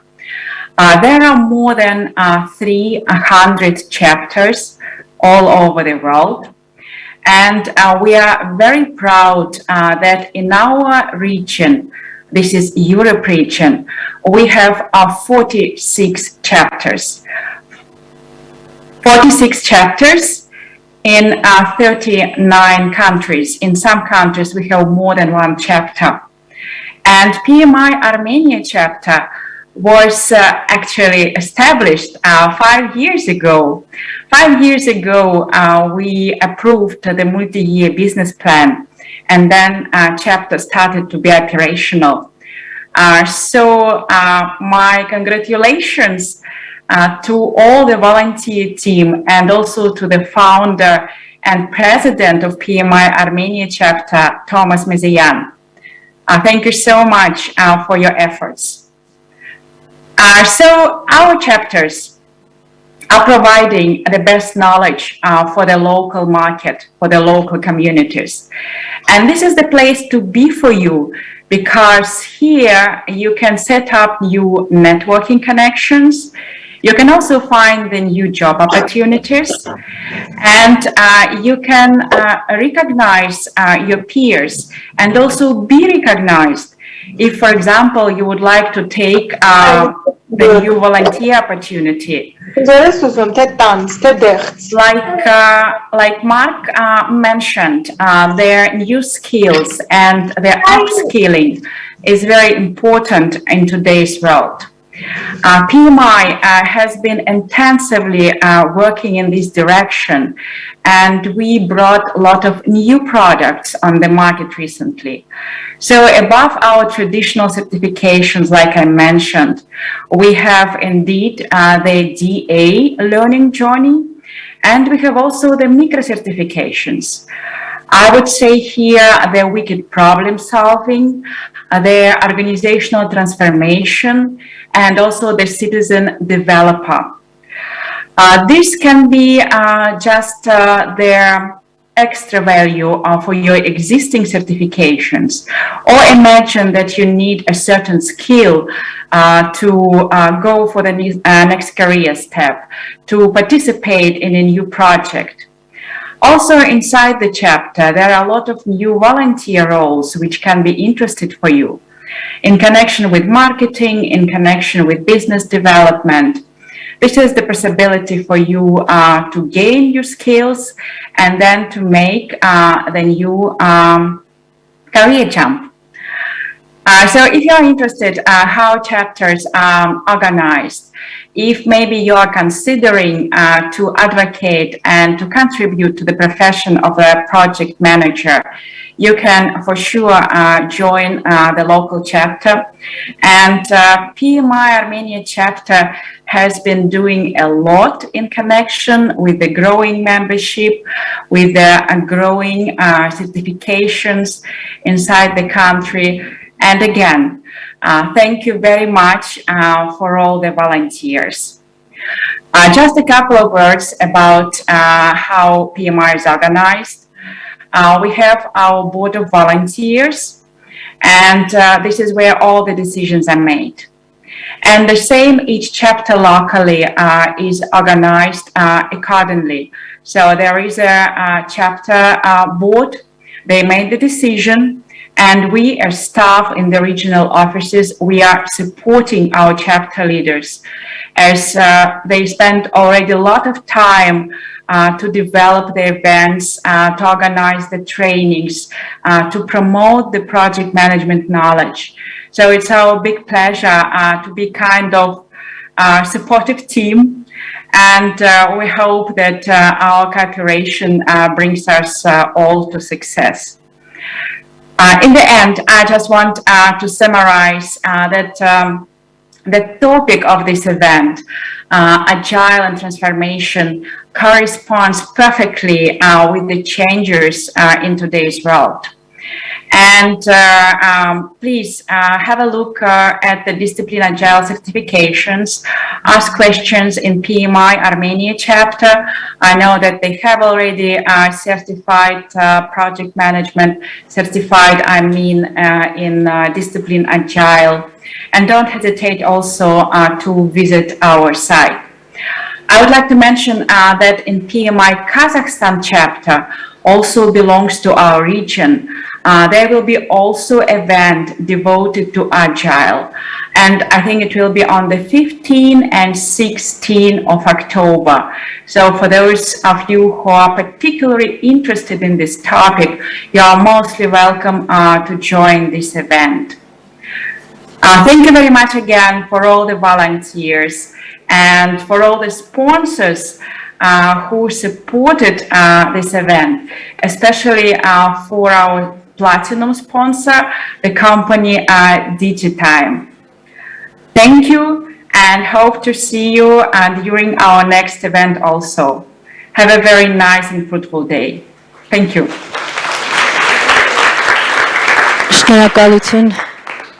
Շնորհակալություն Տիկին Ժուկովային, իսկ մենք եւս մեկ անգամ կխնդրենք պարոն Վան Բրենեկումին միանալ մեզ, քանի որ հաշվի առնելով նրա ներդրումը Agile մեթոդաբանության մեջ տարածման, զարգացման հարցում ամբողջ աշխարհում, PMI Armenian փոքր անակնկալ է պատրաստել, բեմ հրավիրենք Թոմաս Մազեջյանին, ով PMI Armenian-ից ցանկանում է հանձնել փոքր հուշանվեր մրցանակ հայաստանյան ամբողջ մասնագիտական համայնքի կողմից, որպես երախտագիտություն ձեր նվիրումի եւ մշտական կատարելագործման ձգտմանը։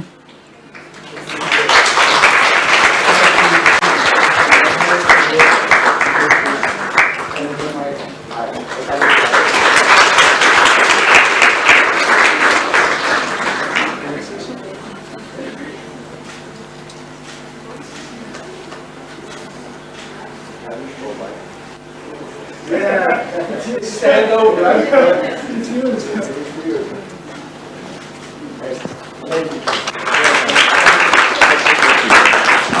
I would like to say two things. I get a lifetime achievement award. I know this only from the showbiz or from arts and literature. I realize that I'm a very privileged person. I can do every day what I love to do. And that's not what a lot of people can say, right? At the same time, I also believe that every one of you is capable to do that as well. It's for me very simple. If you're in a situation where you don't like it, you change it, you accept it, or you leave. Don't complain. Well, you can complain for a couple of minutes, right? And then you move forward. Life is about moving forward. Standing still is getting behind, so be the architect of your own life and you get there. Thank you. And thank you so much. Thank you so much.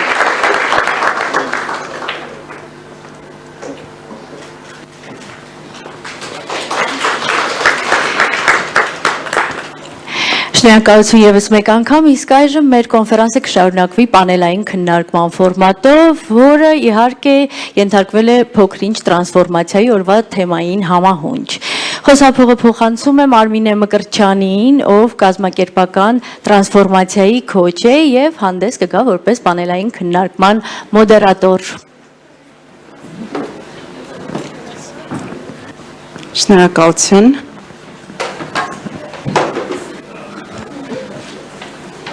Անջատելու տեղ չունի։ Բարև ձեզ, ոնց եք ժողովուրդ։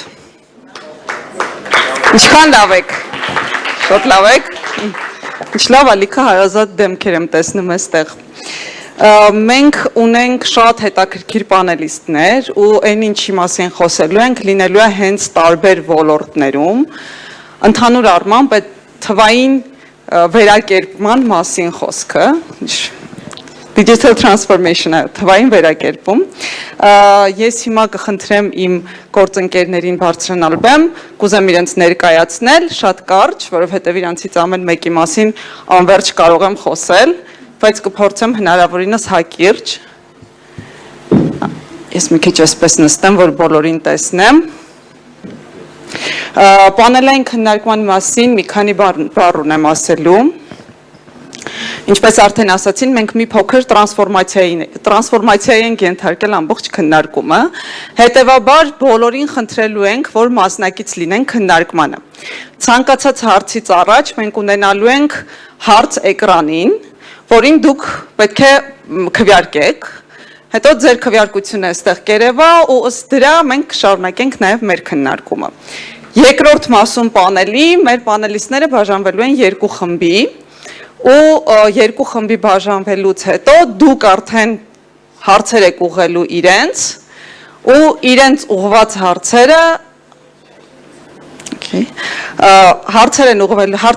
հարցեր եք ուղղելու իրենց ու քվեարկելու եք։ Տեսեք, ծրագրով լինելու են հարցեր ձեր կողմից գրված ու դուք կարողանալու եք քվեարկել։ Մեզ հետ նաև մարդիկ են, ովքեր on-line են հետևում այս ամեն ինչին, դուք էլ հնարավորություն ունեք քվեարկելու։ Որ հարցերը, որ ամենաշատ ձայնը կհավաքեն, այդ հարցերը մենք կհնչեցնենք ու երկու խմբի բաժանված մեր պանելիստները արդեն երկու տեսակետ կհայտնեն կոնկրետ որևիցե մի հարցի մասին։ Քանի որ իմ գործընկերներն արդեն եկել են, ես առաջինը կներկայացնեմ իրենց։ Անահիտինը դժվար է, Անահիտինը պետք է կարդամ, կներեք։ Նորք սոցիալական ծառայությունների տեխնոլոգիական եւ իրազեկման կենտրոն հիմնադրամի գործադիր տնօրեն Անահիտ Պարզյան։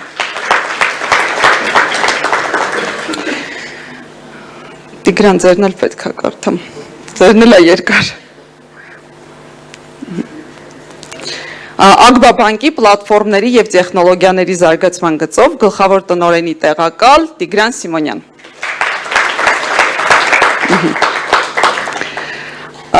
Այբ հիմնադրամի հոգաբարձուների խորհրդի նախագահ Արամ Փախչյանյան։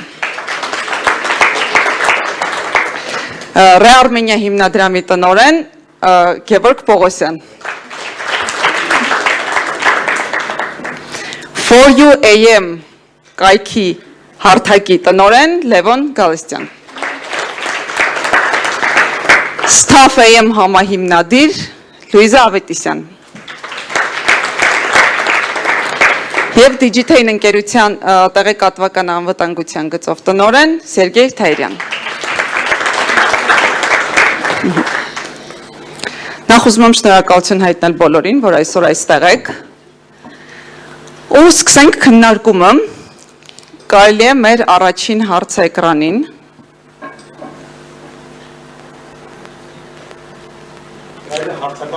Բոլորը սպասում ենք հարցին։ Ուրեմն քվեարկության ձևը հիմա ավելի հստակ կլինի։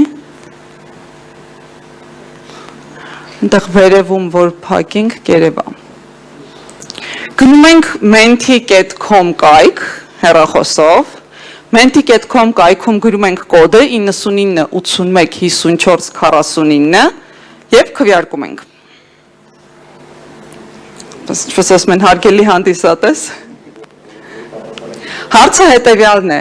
երբևէ առցանց որևէ տեսակի կրթություն ստացել եք, թե ոչ։ Պատասխանները երկուսն են՝ այո և ոչ։ Պատասխանները արդեն գալիս են, դուք չեք տեսնում պատասխանները, բայց ես տեսնում եմ։ 9, 11 14 այո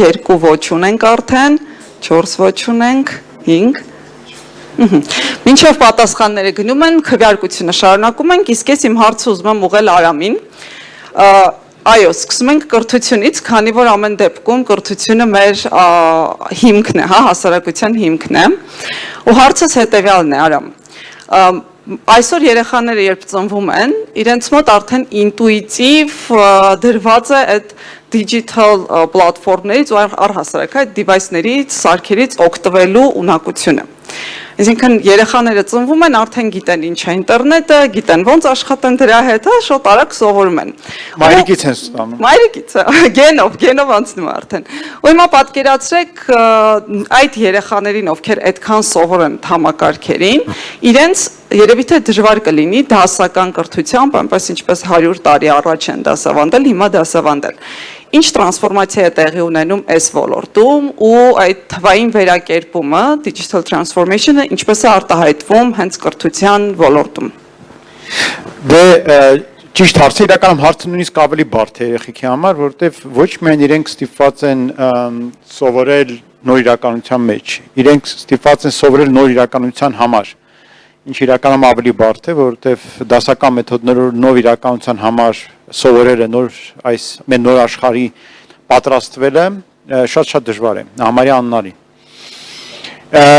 Ինչ իմ կարծիքով ինչ կլինի արդեն ընթանում է եւ պիտի որ լինի, առաջինը դա սկսեց երևի թե միջև COVID-ը, բայց COVID-ը դրա մեծ զարկ տվեց, առաջ գնաց այն ինչը կար մեծահասակների համար, վաղուց արդեն այդ հիբրիդային կրթության հասկացությունը, երբ որ մենք սովորում էինք եւ աշխատում էինք եւ ապրում էինք մարդկանց հետ, շփվում էինք եւ իրենց հետ սովորում էինք արկա եւ սովորում էինք առցանց, այսպեսի խառը վիճակ, երբ որ մենք սովորում ենք տարբեր միջոցներով, այլ ոչ թե միայն միտեղ գալով, իրար գլխի հավաքվելով, դրա վրա ժամանակ ծախսելով, այ դա պիտի մտնի ամենուրեք բոլոր կրթական գործընթացների մեջ։ Տեսեք, այսօր մենք խոսում ենք, այսօր դուք ինչ-որ բան սովորել եք, բայց ոմանք այսօր նստած էին առցանց եւ նույն բանը ստանում էին ձեզ հետ հավասար, բայց կարողանում են թե խմել, գնալ ինչ-որ մի բան այնտեղ անել, վերադառնալ, նորից խմել։ Հիմա ով վիճակները ավելի լավ եւ կամ ով էր կարողանում ավելի լավ կենտրոնանալ։ Դուք ասեք դուք, որովհետեւ դուք այստեղ ամբողջովին առանց թեյի, առանց բանի նստած լսում եք, ոչ, կախված է մարդու հմտություններից։ Կախված է նրանից, թե որ մոդելն է իր համար ավելի հարմար։ Դա առաջի բան է, ուզում եմ ասեի, այնպես որ շուտով կարծում եմ ամբողջ աշխարհը Չինաստանին հետևելով կգնա հիբրիդային մոդելի կրթության, երբ որ դպրոց գնալը կլինի ոչ ամեն պահ եւ կրթությունը կլինի համապարփակ եւ իրականում երկրորդ բանը ցկյանս։ Դա երկրորդ բանն է, որը դարձել է իրականություն, որ շնորհիվ թվայնացման կրթությունը հասանել է ցանկացած պահին։ Ես ամեն օր սովորում եմ եւ շարունակեմ սովորել մինչեւ կյանքիս վերջը, խոստանում եմ ձեզ։ Երրորդ բանը, որ կուզենայի ասել, եկեք ստեղ նայեմ, որ արագ խոսեմ, որ չհիշեմ, տեսեք, կա մի հասկացություն, որը սկզբից կոչվում էր inclusive education, ներառական կրթություն, բայց գնալով այդ inclusive բառը անգլերենում ձեռք բերեց այդ բառի երկրորդ իմաստը, ավելի լայն իմաստը, որը հայերենում այդպես է մնաց ներառական, ես կասեի դա ավելի շատ մասնակցական կրթությունն է։ Մասնակցել բառը դառնում է ավելի կարևոր, քան իրեն ինչ-որ ձևով ցանկացած մարդուն ներառելը։ Եվ իրականում ձեզ պետք է ասեմ, որ ցանկացած երեխան ներառական է։ Որտեվ ամեն անձնավորություն ունի իր կրթական կարիքները, հնարավորությունները, առանձնահատկությունները, եւ որքանով մենք ավելի լավ ենք դրանց համապատասխանեցնում մեր կրթական գործընթացը, այնքան լավ է այդ անձնավորությունը սովորում։ Եվ սրա հետ մեկտեղ շուտով, որպեսզի դա ապահովվի, ամբողջապես այդ մասնակցական կրթությունը, մի բանը, որ մենք պիտի առաջ տանենք, դա մեկս մյուսին կրթելը, դա այդ գաղափարի մի մասն է եւ ինկլյուզիվ կրթության հիմքն է դա, երբ որ մեկը չի կարողանում, չի ձգում, մնացածները օգնում են եւ մեկս մյուսին օգնելով գնում ենք առաջ։ Եվ երկրորդը դա արհեստական բանականության կիրառումն է, որովհետեւ արհեստական բանականությունը կարող է թեթևացնել սովորեցնողի աշխատանքը եւ սովորողի աշխատանքը երկուսինն էլ հարմարեցնելով գործընթացը մեր պահանջների, մեր կարիքներին, հաշվի առնելով միլիոնավոր սովորեցնողների փորձը։ Ոչ թե դա մեքենան որոշում է ինչ-որ ալգորիթմով, այլ հենվում է բազմաթիվ օրինակների վրա եւ ձեզ համար լավագույն տարբերակն է առաջարկում։ Սա երևի հիմնական ուղղություններն են, որտեղ կրթությունը հիմա ստանում է այսպիսի մեծ զարգացումներ, կարող նորից կրկնել հիբրիդային առցանցի եւ արկայի խառնուրդը, երկրորդը դա մասնակցությունն է, համամասնակցությունն է, երրորդը դա կրթության համապատասխանեցումն է ամեն մարդու, շնորհիվ նաեւ արհեստական բանականության։ Երևի թե այսքանը։ Արամ եւս մեկ հարց առաջացավ այս ընթացքում, հիմա շատ են խոսում նրա մասին, որ եթե երեխաները դպրոց չգնան, այդ դեպքում տուժելու է իրենց այդ սոցիալական ունակությունները, ինչ կարծիք եք դրա մասին։ Եվ այո եւ ոչ, երեխաները պիտի գնան դպրոց, այլապես իրենք իսկապես կզրկվեն կյանքի շատ հետաքրքիր եւ կարեւոր փուլից, մանկության այդ ընկերություն ձեռք բերելու, շփվելու եւ այլի հնարավորությունից։ Սակայն շփումը եւ մենք դա բոլորը շատ լավ գիտենք, միայն անմիջական չէ, այն ունի տարբեր ձևաչափեր եւ բոլոր ձևաչափերը այսօրվա աշխարհում շատ կարեւոր են եւ այն ձևաչափերում, որտեղ միգուցե մենք իրար աչքերից լավ չենք տեսնում, բայց կարողանում ենք շատ արդյունավետ փոխանակվել տեղեկություններով, քննարկել ինչ-որ բաներ, այդ ձևաչափեն երեխաները պետք է փոքրուց սովորեն, որտեղ դրանցով շատ ժամանակ են անցկացնելու ապագայում եւ դա իրենց հիմնական գործիքն է դառնալու։ Երեխային դրանից զրկել ուղղակի անիմաստ։ Այնպես որ մեր շփումները դարձել հիբրիդային եւ երեխաների շփումներ պետք է լինի հիբրիդային, շարքված դպրոցներ պիտի դառնա շատ ավելի լայն, քան տարածքը, որտեղ երեխաները սովորաբար հավաքվում են, այն պիտի դառնա ամբողջ աշխարհը։ Շնորհակալություն։ Եթե կարելի է երկրորդ հարցը եւ սահուն անցում կատարենք դպրոցից աշխատավայր։ Հաջորդ հարցը սողված է Լուիզային։ Մենք ուզում եմ էկրանին տեսնել երկրորդ հարցը։ Ահա։ Աշխատանքի որ տարբերակն է գերադասում։ Դեմ առ դեմ, առցանց եւ հիբրիդային։ Խնդրում եմ քվեարկել, մինչև մենք կհասնենք հարցի պատասխանին։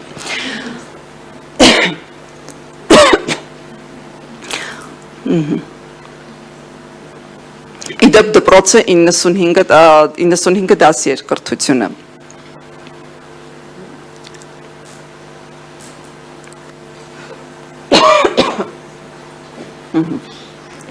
Առցանց 1 հոգի, այս պահին, լավ։ Լավ, մի հոգի ունենք, ով ուզում է առցանց աշխատել միայն, լավ։ Այստեղ է։ Ասում մոտով ցույց չենք տալու, ուղղակի ասեք, այստեղ եք թե չէ։ Ճիշտ է։ Տեսեք, ներեք։ Իրականում ամբողջ աշխարհն է տրանսֆորմացվում ու նամանավանդ COVID-ից հետո մենք տեսանք տրանսֆորմացիա աշխատաշուկայում ու շատ մեծ տրանսֆորմացիա։ Եթե այնինչ Արամը ասում է ճիշտ է, ես հիմա կխեղդվեմ։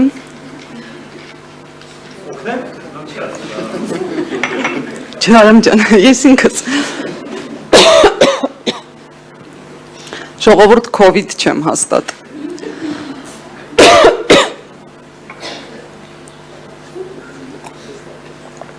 Վստահ եմ COVID չեմ հաստատ։ Լիզա ամբողջ աշխարհը փոխվում է ու փոխվում է նաև աշխատանքի շուկան։ Նամանավանդ COVID-ից հետո մենք տեսանք, որ իրականում հնարավոր է աշխատել հիբրիդային տարբերակով ու մի բան հստակ է, որ մենք շատ հավանական է, որ երբևիցե հետ չգնանք այդ միայն 9-ից 6 աշխատանքին։ Բայց դրա հետ մեկտեղ շատ խնդիրներ են առաջանում, քանի որ մեր աշխատաշուկան պետք է պատրաստ լինի դրան, հա, ու առաջին հերթին նաև մարդկային ռեսուրսների կառավարման տեսակետից։ Այլ հարց է, որ դու մարդուն կանչում ես, խոսում ես հետը, ընդունում ես աշխատանքի եւ լրիվ այլ հարց է, որ դու երբևիցե մարդուն չես տեսել, ու այդ մարդը սկսում է ձեզ հետ աշխատել, գալիս է գնահատման համակարգի խնդիր ու բազում էսպիսի խնդիրներ են առաջանում։ Ինչ եք կարծում, այդ ոլորտը առհասարակ մարդկային ռեսուրսների կառավարման ինչ տրանսֆորմացիա է ապրելու ու ինչպես պետք է վերափոխվի, որպեսզի կարողանա ապահովել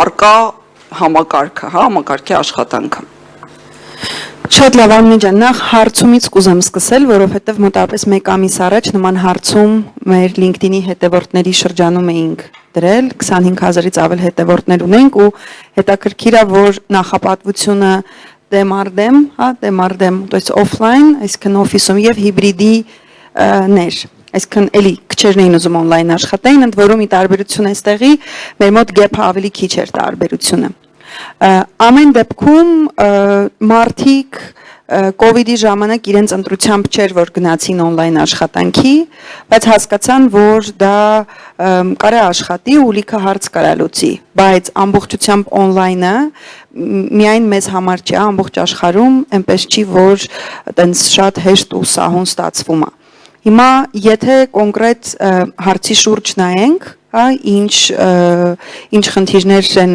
առաջանում ու որն է ապագան, եթե մինչև COVID-ն էլ, մինչև այս տրանսֆորմացիան էլ, որը իմիջայլոց overnight ա եղել, մի գիշերվա մեջ դարձավ, հա, ժամանակ չի, երկար process չի եղել։ Մի գիշերվա մեջ աշխատաշուկան, HR ոլորտը այդ տեսանկյունից ամեն ինչ փոխվեց։ Եթե նայենք միջև COVID-ը էլի աշխատաշուկան աշխատանք փնտրողի շուկաներ, job seeker market-ներ, այսինքն տեխնացուն էր թելադրում, թե ոնց պետքա լինի, COVID-ից հետո դա ավելի ուժեղացավ։ Այսինքն նույն են, որ HR-ները Google-երի ու Amazon-ների ու LinkedIn-ների չէին պատկերացնում մինչև COVID-ը, որ իրանք կարան մարդուն ընդունեն առանց երբևէ տեսնելու, հիմա դա օքեյ է դարձել ու այստեղ լիքը ուրիշ խնդիրներ են առաջ գալի։ Խնդիրներն առաջ գալիս, որպեսզի Zoom-ի կամ վիդեո մի քանի ինտերվյու ընթացքում հասկանալ արդյոք տեխնացուն համապատասխանումը չի համապատասխանում։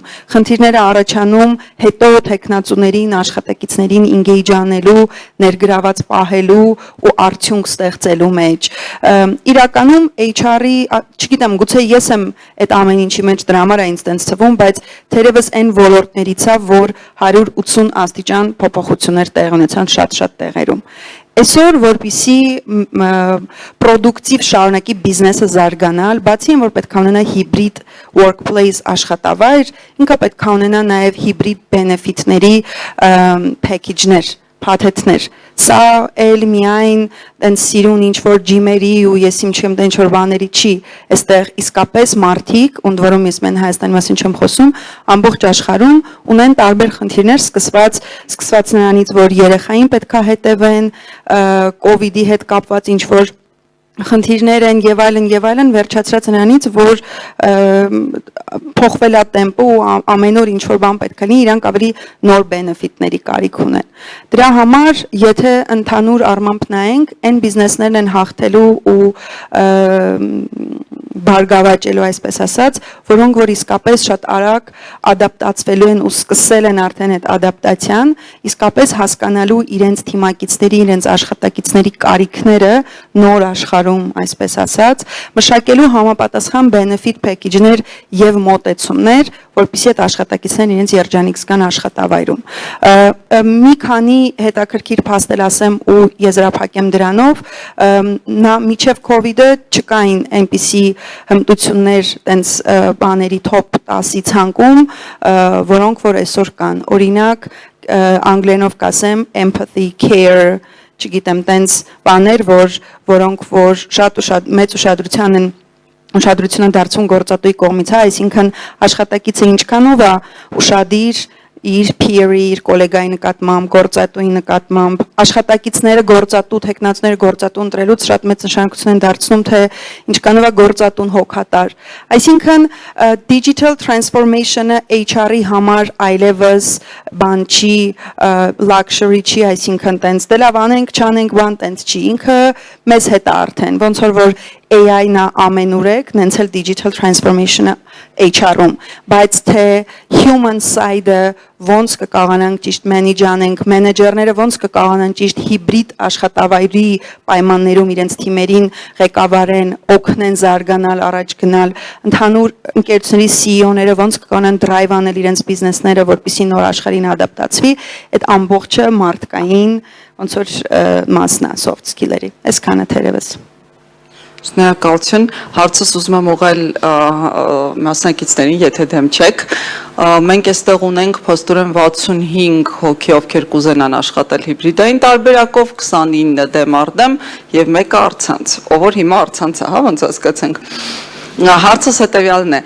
COVID-ի ժամանակ ովքեր են առնչվել այդ բալիկի հետ աշխատելու, տանից աշխատելու խնդրին։ Բալիկների հետ նույնիսկ, իսկ ինչ կուզենայիք լիներ, այսինքն ընկերությունը ինչ առաջարկեր ձեզ, որ ձեր համար լավագույն ընկերությունը դառնար ու ասեիք ես դայակներ, ամեն երեխային մի հատ։ Լավ, սա կոչ է բոլոր գործատուներին, մտածեք սրա մասին։ Ու անցնելով առաջ, քանի որ մեծամասնությունը այստեղ վստահաբար օգտվում է բանկային ծառայություններից, հարցս ուզում եմ ուղղել Տիգրանին, արդեն մի քիչ ավելի կոնկրետ ոլորտներ գանք։ Տիգրան, այսօր բանկերը բավականին հաճախ կարելի է հարցը փոխել մեր Հարցը հետևյալն է, որ ընկերություններն են տրադիցիոն բանկերի ամենամեծ մրցակիցները։ Fintech ստարտափները, թվային բանկերը, մեծ տեխնոլոգիական ընկերությունները, ինչպիսիք են օրինակ Facebook-ը եւ էլեկտրատեխնիկա արտադրող ընկերությունները։ Ինչ օրինակ միկրոալիքային վառարան։ Տեսեք, հիմա բանկերից բավականին հաճախ ենք լսում, բանկերում աշխատողներ ունենք։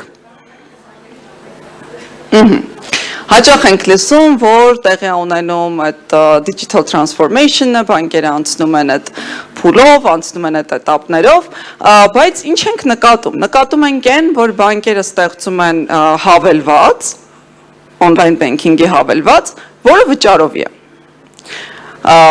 Ու ծառայություններից շատերը իրականում շատերից չես կարող օգտվել առանց բանկ գնալու։ Հիմա իմ հարցը հետևյալն է.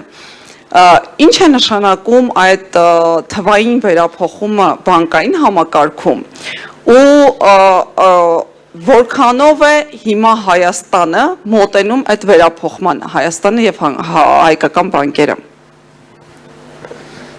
Շատ լավ հարց է։ Իրականում եթե խոսենք այս բանկային համակարգի մասին, կարելի է ավելի ընդհանրացնել, խոսել ֆինանսական համակարգի մասին, ու թվային տրանսֆորմացիան այսօր ոնց որ նշվեց, այդ ոչ թե այն ինչ որ մենք ուզենք, այլ դա այն ինչ որ մենք մեզ պետք է, որովհետև աշխարհը փոխվում է ու մարդիկ են փոխվում։ Այսինքն 15 տարի առաջ մարդիկ լրիվ ուրիշ վարքագիծ ունեին, մինչև սմարթֆոնների, մինչև, չգիտեմ, Jobs-ը հայտարարեց iPhone-ը, present արեց, եւ այդ ամեն ինչը մտավ մեր գրպանները, մարդիկ ուրիշ վարքագիծ ունեին, ուրիշ հետաքրքրություններ ունեին, ուրիշ նախընտրություններ ունեին, ուրիշ ապրելակերպ ունեին։ Այսօր այդ ամեն ինչը փոխվել է։ Բայց որ նայենք տրադիցիոն բանկինգին, այդ բանկինգը մեծ հաշվով շատ չի փոխվել, հա։ Ու բնականաբար ժամանակի ընթացքում իհայտ եկան ձեր նշած հավելվածները, այսինքն այստեղ պետք է հստակ տարբերել թվայնացումը թվային տրանսֆորմացիայից, այսինքն եթե մենք ինչ-որ բանկային պրոդուկտներ, կլինի դրանք ավանդներ, վարկեր, չգիտեմ, փոխանցումներ,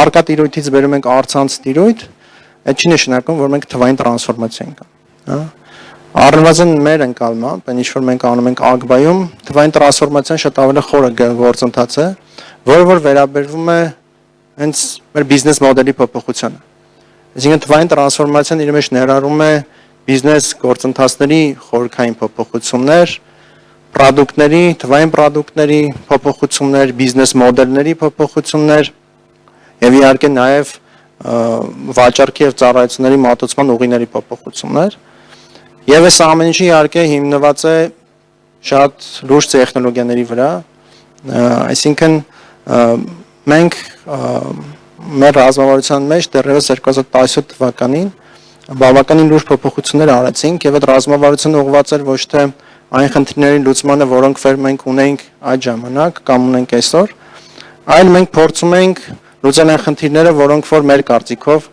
արդիական են լինելու 5, 10, 15 տարի հետո։ Այսինքն ցանկացած մեծ կազմակերպություն, մեր կազմակերպությունը ԱԳԲ-ն այսօր մոտ 1500 աշխատակից ունի, եւ մենք ներկայացուցենք բոլոր մարզերում, մոտ 62 մասնաճյուղ ունենք, մենք բավականին մեծ ենք Հայաստանի ոնց որ չափերով, եթե չափենք, նման կառույցներում փոփոխությունները, առավել եւս տրանսֆորմացիան, իրանք բավականին դժվար process-ներ են։ Ոնց որ Արին նշեց, agile-ին անցնելը ժամանակ է պահանջում, այսինքն քանի որ գործ ունես մարդկանց հետ, գործ ունես process-ների հետ, այդ ամեն ինչը հեշտ չի տրվում։ Ու մենք այդ փոփոխությունը սկսեցինք մի քանի տարի առաջ, ու այդ փոփոխությունը առաջի հերթին մենք սկսեցինք մեզանից։ Իհարկե առաջի հերթին այդ թվային տրանսֆորմացիան ոնց որ առաջի հայացքից ինքը ընկնում է հենց տեղեկատվական տեխնոլոգիայի բլոկի վրա, IT-ի վրա, բայց իրականում այդպես չի, քանի որ ոնց որ նշեցի, այդ վերաբերում է հենց բիզնեսի տրանսֆորմացիային։ Եվ մենք որոշեցինք անցնենք agile-ի, հա, մեր աշխատանքը, տրադիցիոն բանկում, IT-ում այդ շատ բավականին դժվար գործընթաց էր։ Այնպես չի որ 100%-ով ավարտել ենք, ճանապարհ որ մենք անցնում ենք, բայց ցանկացած պարագայում թվային տրանսֆորմացիան բանկային համակարգում ու մեր պատկերացմամբ մենք գնում ենք մի քանի ուղղություններով, հա, այսինքն կան տեխնոլոգիաներ, որոնք որ ներողություն, որ ընդհատում եմ, կարող եք մի քիչ ավելի գլոբալ ասել, այսինքն աշխարհում ոլորտը ինչ տրանսֆորմացիա է ընթանում։ Կան մի քանի տեխնոլոգիաներ, որոնք որ փոխում են այսպես ասած խաղի կանոնները, դա RPA-ն է, կամ Robotic Process Automation-ը, որի միջոցով իրականացում է թվային աշխատուժի կոնցեպտը։ Այսօր մեր մոտ արդեն մենք ունենք ռոբոտներ, որոնք որ կատարում են մարդու աշխատանք, հա։ Օրինակ մեր ինվոյսները, այն գնումները, որ բանկը կատարում է, ամբողջությամբ մշակվում են ռոբոտի կողմից, հա։ Այդ robotics-ն է տեխնոլոգիա, որը որ ներդրվում է ու ընդհանրապես աշխարհի ոնց որ տենդենսներով back office-ային աշխատանքի 70%-ը կարելի է ռոբոտացնել։ Այսինքն մարդը պետք է արժեք ստեղծի, այն գործը, որը որ կրկնվող է, որը որ ձանձրալի է, մարդը չպետք է անի։ Մենք այդ գործընթացը արդեն սկսել ենք։ Հաջորդ շատ կարևոր տեխնոլոգիան դա այսպես ասած data driven business-ն է, այսինքն մենք այսօր այլ ձև ենք նայում մեր տվյալներին, որտեղ բանկերը կամ ֆինանսական կառույցները ունեն բավականին լուրջ ծավալի տվյալներ, ու իհարկե թե այդ տվյալները դու ոնց ես օգտագործում քո հաճախորդների սպասարկման, ապրանքների մշակման կամ չգիտեմ տարբեր գործեր, մարքեթինգ եւ այլն խորհրդատվություն մատուցելուց շատ կարեւոր է եւ այստեղ մենք ստեղծել ենք եւ զարգացնում ենք բավականին լուրջ անալիտիկ համակարգ, որը որ մենք համագործակցում ենք SAP-ի հետ։ Այստեղ շատ կարեւոր է, որ հաճախորդներին մենք կարողանանք տանք real time consulting, այսինքն օրինակ չգիտեմ, եթե խոսենք տրադիցիոն բանկային պրոդուկտների մասին, վարկեր, ավանդներ եւ այլն, այդ ամենը շատ ավելի առաջ է գնալու եւ այն հավելվածները, որ իհարկե մարդիկ օգտագործում են, արդեն մարդկանց սկսել են հուշել, թե ինչպիսի վարկագիծ իրենք ընտրեն իրենց ֆինանսական շուկայում, ինչքան կարող են իրենք խնայել, ոնց կարող են դա խնայել, հա։ Այսինքն գնալու ենք դեպի ավելի թվային խորհրդատվություն, ինչը որ աշխարհում կատարվում է, հա։ Հաջորդ կարևոր ուղղությունը իհարկե դա AI-ն ու machine learning-ն է, որը որ բազմաթիվ ոլորտներ ունի կիրառության, սկսած ռիսկերի կառավարումից, մինչև տարբեր scoring-ային համակարգեր եւ ներքին գործընթացներ, որը որ ելի մտնում է, այսօր ելի մեր մոտ դա իրականություն է։ Եվ այս ամեն ինչը իհարկե միասին, հա, այս բոլոր տեխնոլոգիաների համադրությունը բերում է շատ լուրջ խորքային փոփոխությունների, որը որ արդեն նաև սպառողները կամ մեր հաճախորդները արդեն իրենց վրա կզգան, բայց այս փոփոխությունները չեն արվում մի ամսում, երկու ամսում կամ 6 ամսում, սրանք շատ խորքային փոփոխություններ են, որը օրինակ մենք սկսել ենք արդեն 3 տարի է այդ ամեն ինչի վրա աշխատում ենք եւ հիմա սկսում ենք արդեն նոր դրա արդյունքները տեսնել ու մոտակա 1-2 տարվա ընթացքում դրանք շատ ավելի ակնառու կլինեն։ Բայց ամեն դեպքում այս տրանսֆորմացիան այն է, որ առանց դրա ուղղակի անհնար է եւ դա առաջերտին ուղղված է մարդկանց վարքագծի ու առօրյա կյանքի փոփոխությանը, որը մենք փորձում ենք ավելի հեշտացնել։ Շատ լավ, շնորհակալություն։ Հետաքրքիր հարց, որը Տիգրանի խոսքից ծագեց, ուզում եմ դիմել ձեզ, ինչ եք կարծում, այս անգամ ձեռքով ենք քվեարկելու, ինչ եք կարծում, եթե ընկերությունը արդեն ամբողջությամբ անցել է agile, այսպես ասած մտածելակերպի եւ agile մեթոդաբանություններով աշխատելուն, արդյոք ընկերությունը կարող է ասել, որ ինքը արդեն digital transformation-ը անցել է։ Այո, ոչ։ Դե բոլորը ասցին ոչ էլ քվեարկելու բան չկար։ Լավ, այստեղ մի հատ հետաքրքիր քվեարկություն ենք ունեցել։ Ուրեմն նախ անցած տարի Հենրի Արսլանյանը, ով մեր հայրենակիցն է, Հոնկոնգի բիրժայի, եթե չեմ սխալվում, ղեկավարն է, մի հետաքրքիր գիրք էր հրապարակել, որտեղ նշված էր The Future of Finance ու իրականում մեր քվեարկությունը, որ ասում է 56 հոգին, 56 քվեարկողներն ասել են, որ ամենամեծ մրցակիցը տրադիցիոն բանկերին դա թվային բանկերն են, իրականում այս պահին բանկերի համար ամենամեծ մրցակից համարվում են Facebook մեծ տեխնոլոգիական ընկերությունը, Facebook-ը, Apple-ը, Amazon-ը ու մնացած բոլոր Samsung-ը, հա, այն ընկերությունները, որոնք արդեն ունեն վստահությունը հաճախորդների եւ կարողանում են դա վերակերպել եւ դարձնել նաեւ ֆինանսական շուկայի գործիք։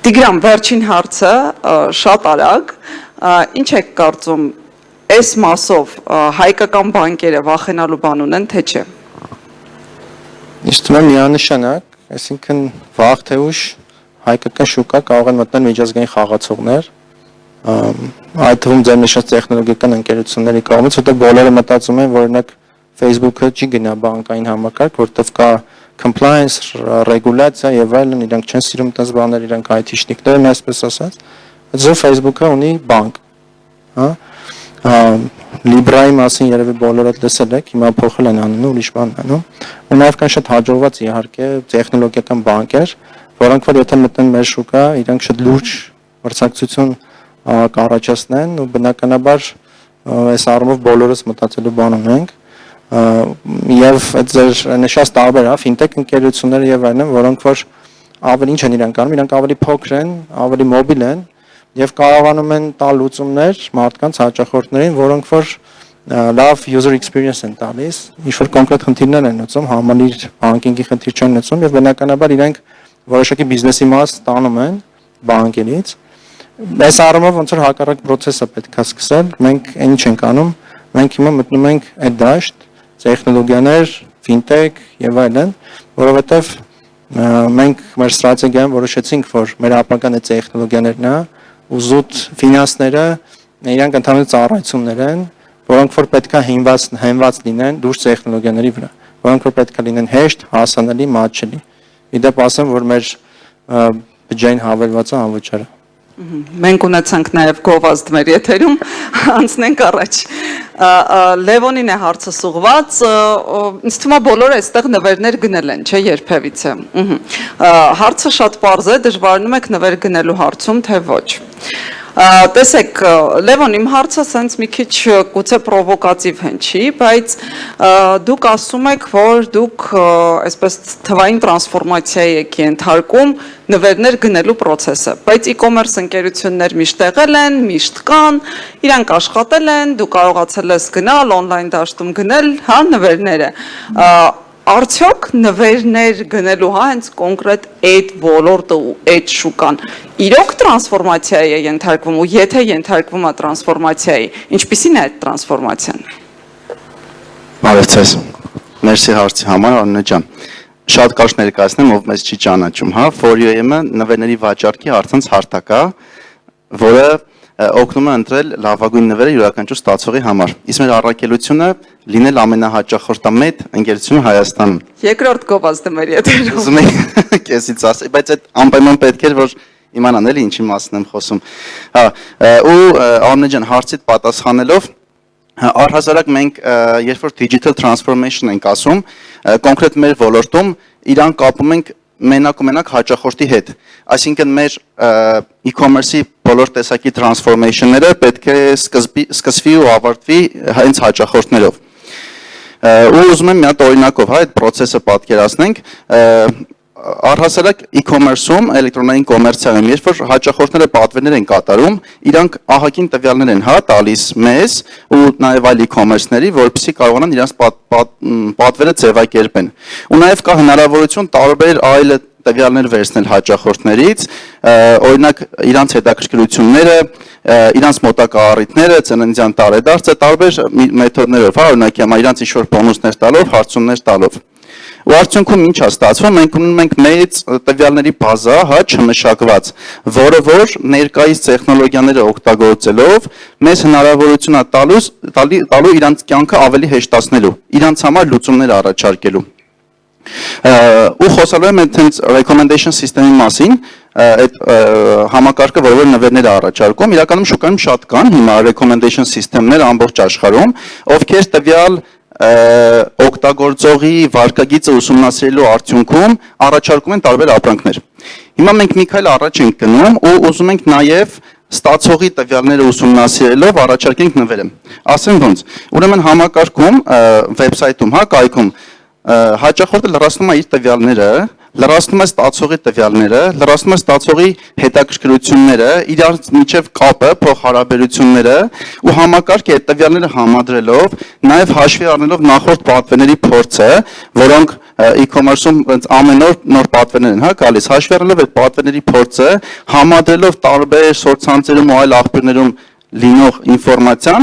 առաջարկում է լավագույն նվերը։ Ու հիմա մենք այդ կոնցեպտի վրա ենք աշխատում, այդ ալգորիթմի, որը մի մասով արդեն պատրաստ է ու շուտով արդեն կունենանք լոնչեղաց, հա, ու ինքը ինչ է տալիս, ինքը երկու խնդիր է լուծում մեր համար, հաճախորդը այդ դժվար խնդիրը ճիշտ նվեր ընտրելու։ Ու իրականում 2017-ից ենք մենք սկսել ու 17-ին տարբեր հարցումներ էինք անում ու մի հատ բանի եկանք, որ մարդիկ ունեն նվեր ընտրելու խնդիր։ Մեր հաճախորդների հարցված մարդկանց 70%-ը նշում էր, որ ինքը ունի ճիշտ նվեր ընտրելու խնդիր։ Ու այդ համակարգի միջոցով, այդ տրանսֆորմացիայի միջոցով հաճախորդների տվյալները ունենալու ու մշակելու միջոցով երկու խնդիր ենք լուծում։ Համ ինքը կարողանում է հեշտ նվեր ընտրի, համ նաև շատ կարևոր է, որ ինքը խնայում է ժամանակ։ Ու այս տիպի գործողությունները e-commerce-ում հենց ուղղված են նպաստ հաճախորդամետության, այսինքն եթե դու միտված ես ի նպաստ հաճախորդին, ուզում ես իր կյանքը հեշտացնես, այսօրվա աշխարհում digital transformation-ով այդ հնարավոր է անել։ Շնորհակալություն։ Լավ, պաստորն մենք ունենք 19 հոգով, երբեք չի դժվարացել նվեր գնելուց, իսկ ուզում եմ հասկանալ իրենք իրոք գնել են նվեր, թե ուղղակի նվերներ չեն գնում։ Այստեղ մի հատ փուչուր լրացում, եթե հարազատի համար ես նվեր ընտրում, այդտեղ դժվարանում է, եթե ինչ-որ մեկի համար է պետք ընտրել, տենց ոնց որ 3-4 ամսի է, շատ ավելի հեշտ է, բայց եթե ինչ-որ մոտիկ մարդու համար է, այդ դժվար է։ Ես հարցս ուզում եմ էլի ուղղել ձեզ, այդ նվեր քարտ ստանալը լավ նվեր է։ Լավ, եկեք քվեարկենք, այստեղ տարաձայնություն կար, ով է կողմ, որ նվեր քարտը լավ նվեր է, ձեռք բարձրացրեք։ Ահա։ Չէ, ստացողի համար։ Իսկ ով է գտնում, որ նվեր քարտը վատ նվեր է ստացողի համար։ Լևոն, փաստորեն շատերն են գտնում, որ նվեր քարտը լավ տարբերակամ։ Փաստորեն։ Լևոն հենց ալգորիթմը այսօրվանից փոխվեց ժողովուրդ։ Բայց ինքը կարող է նվեր քարտը էլ առաջարկի։ Ճիշտ ոլորտներից։ Լավ։ Շնորհակալություն։ Մերսի։ Մի քիչ տեղափոխվելով ժամանցային ոլորտ, հարցս ուզում եմ ուղղել Սերգեյին, եթե կարելի է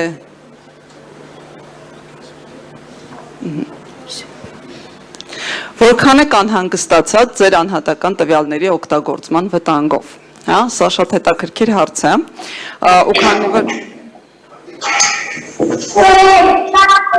նույն երեխեն է, նույն բալիկն է, ուրիշ մարդ չի, տեղցը չհամանեց,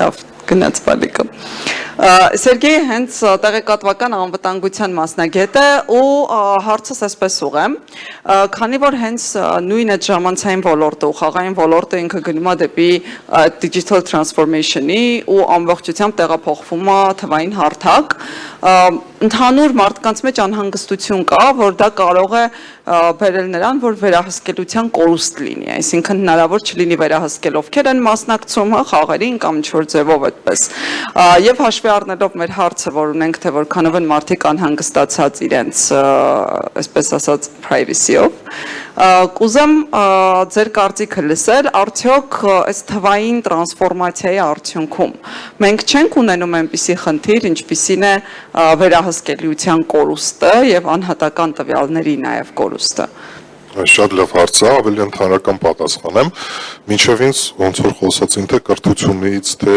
HR-ից, թե բանկինգից ու ընդհանրապես այսօր ասես մի հատ խնդիր կա, երբ որ խոսում ենք digital transformation-ից, պետք է հասկանանք իր cyber security ռիսկերը, ավելի շատ information security ռիսկերը, որովհետև օրինակ կարող եմ բերել, այսօր շատ ընկերություններ ինչ որ application են սարքում առանց մտածելու այդ application-ի անվտանգության մասին, երբ որ ինքը արդեն գնում է production, նոր սկսում են գումարներ ծախսել, հասկանալ, որ այդտեղ իրանք ունեն խնդիր։ Մեր պարագայում մենք օգտագործում ենք 3 հիմնական կոնցեպտ, Առաջինը դա secure by design-ն է, այսինքն ցանկացած application-ի ճարտարապետություն ստեղծվելուց մենք վերցնում ենք secure by design կոնցեպտը եւ նոր արդեն դրա հիման վրա մշակում ենք մեր application-ները, մեր ծրագրերը եւ այլն։ Մյուս կոնցեպտը դա privacy by design-ն է, որը առաջարկվել է իդեպ մեր հայրենակից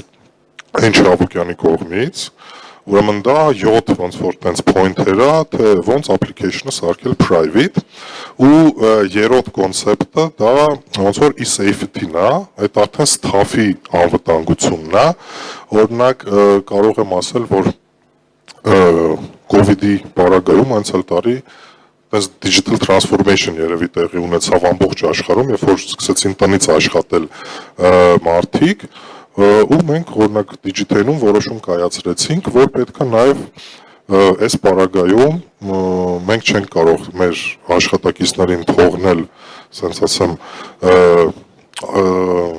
ասենց լրիվ մտածեցինք ոնց անենք, որ պաշտպանենք նաև իրենց անձնական տվյալները, իրենց անձնական սարքերը, ու այսօր դիջիթայլում ցանկացած աշխատակից կարա իր անձնական սարքերի վրա տեղադրել ցանկության դեպքում կորպորատիվ հակավիրուսային համակարգ եւ կորպորատիվ sandbox։ Ինքը մի քանի անգամ նվազեցնում է տարբեր կիբերհարձակումների ռիսկերը։ Այսինքն Չեք որ հարց տամ Լուիզային։ Լուիզա, սա կարող է դիտվել որպես benefit կազմակերպության կողմից։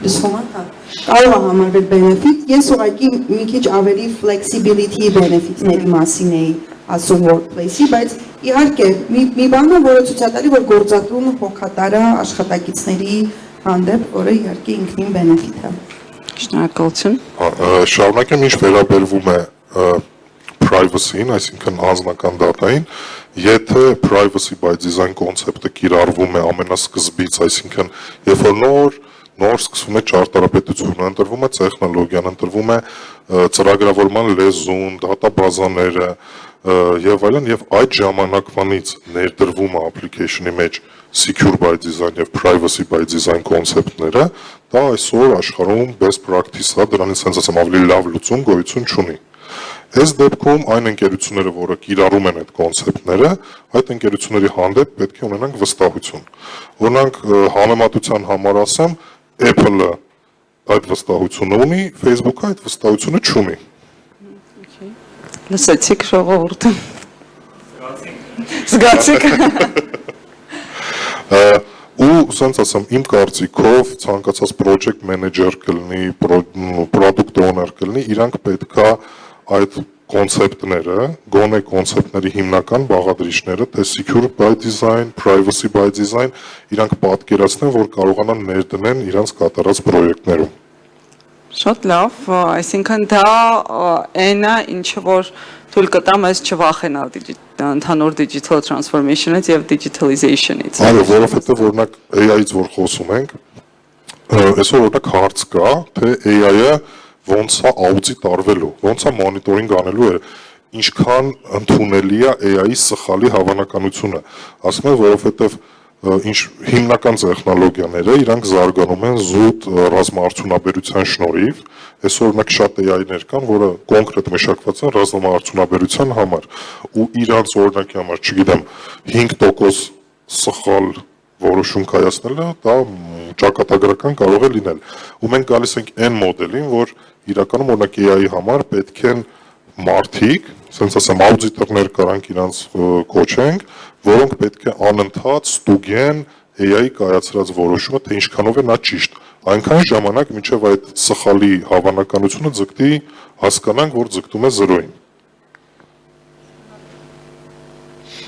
Մենք այստեղ ունենք պատասխանները, բայց ակնոցներից չխափնվեք, ես չեմ տեսնում։ 38 մարդ ասում է, որ անհանգստացած են եւ փորձում են ապահովել գաղտնիությունը, եւ մենք ունենք 12 հոգի, ովքեր առհասարակ անհանգստացած չեն։ Ինչ կասեք այս մասին։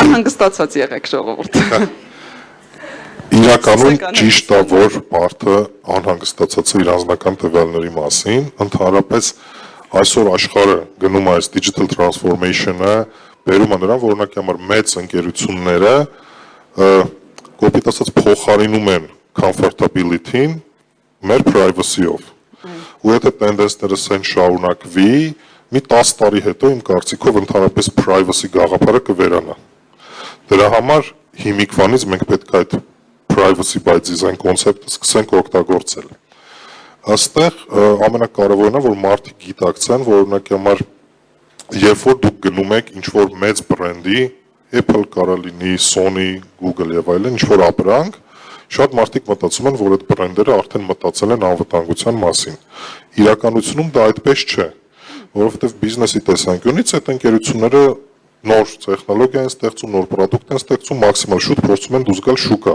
որ մաքսիմալ շուտ սկսեն փող աշխատել ու չեն մտածում իր անվտանգության կտորի, որտեղ դա մնում է կոնկրետ sense end user-ի հայացողության վրա։ Դրա համար միշտ, ոնց ասեմ, հնարավորինս պետքա հասարակությունը իմ կարծիքով tech save-ի լինի, հասկանա օգտագործվող տեխնոլոգիայից, որովհետև նայեք շատ մարդու համար սովորական է, որ եթե ինքը մեքենա է քշում, ինքը հասկանում է մեքենայից։ Բայց մարդկանց համար այսօր սովորական չի, որ եթե ինքը օգտագործում է հեռախոս, հասկանա թե այդ հեռախոսի տեխնոլոգիան ոնց է աշխատում։ Ու դա sense երկուական բան է դառնում։ Իմ կարծիքով մարդիկ, քանի որ digital transformation-ը անընդհատ ինքը արագ տեղի ունենում ու մարդիկ արդեն ոնց որ այսօր ասում եք երեխաները ծնվում են արդեն գիտեն ոնց սմարթֆոնը unlock անեն ու YouTube ոնց մտնեն, այս բaragam պետք է նաև հասկանան իր ռիսկերը տվյալ տեխնոլոգիաները օգտագործելու։ Համաձայն եմ, շնորհակալություն Սերգեյ։ Անցնելով առաջ ուզում եմ հարցը հայտնվի, շատ տարօրինակ ոլորտի մասին ենք խոսելու իրականում, ու մի քիչ իմ համար տարօրինակ, ավելի տարօրինակային, որ ես այդ ոլորտի մասին խոսելու եմ Գևորգի հետ։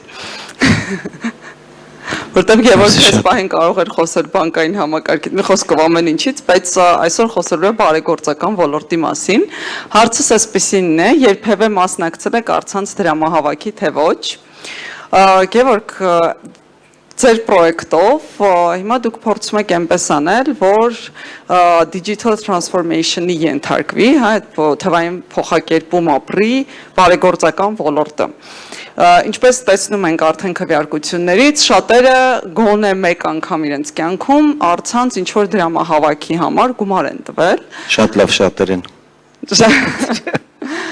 Բայց արդյոք առցանց դրամահավաքները անելն է հենց բարեգործական ոլորտի տրանսֆորմացիան, թվային տրանսֆորմացիան։ Ինչն է բարեգործության ոլորտի թվային տրանսֆորմացիան, այսպես հարցնում։ Իրականում այդ հարցին կարճ պատասխանեմ, հետո մի փոքր ավելի երկար առհասարակ թվայնացման ու տրանսֆորմացիայի մասին կուզեմ ասել։ Երկար այնքան չէ, որ այս մնացած ժողովուրդն է գնան ընդմիջման էլի, հենց կփորձեմ ավելի արագ։ Ուրեմն նախ առաջինը յուրաքանչյուր ոլորտում խնդիրներ կան, որոնք որ պետք է լուծվեն ամենաօպտիմալ ձևերով։ Թվայնացումը գալիս է հենց այդ խնդիրները ավելի հեշտ ու արագ լուծելու։ Այսինքն ոնց էր ժամանակին ինֆորմացիոն տեխնոլոգիաները, տեղեկատվական տեխնոլոգիաները ոլորտ էր առանձին համարվում։ Հիմա բոլորիս համար պարզ է, որ գոյություն չունի ոլորտ, որտեղ տեղեկատվական տեխնոլոգիաները իրանց դերը չունեն, գյուղատնտեսություն, բանկինգ եւ այլ եւ այլ։ Նույն ձևով օրինակ հիմա արհեստական բանականությունն է այդ նույն թափը հավաքում։ Չկա ոլորտ, որտեղ արհեստական բանականությունը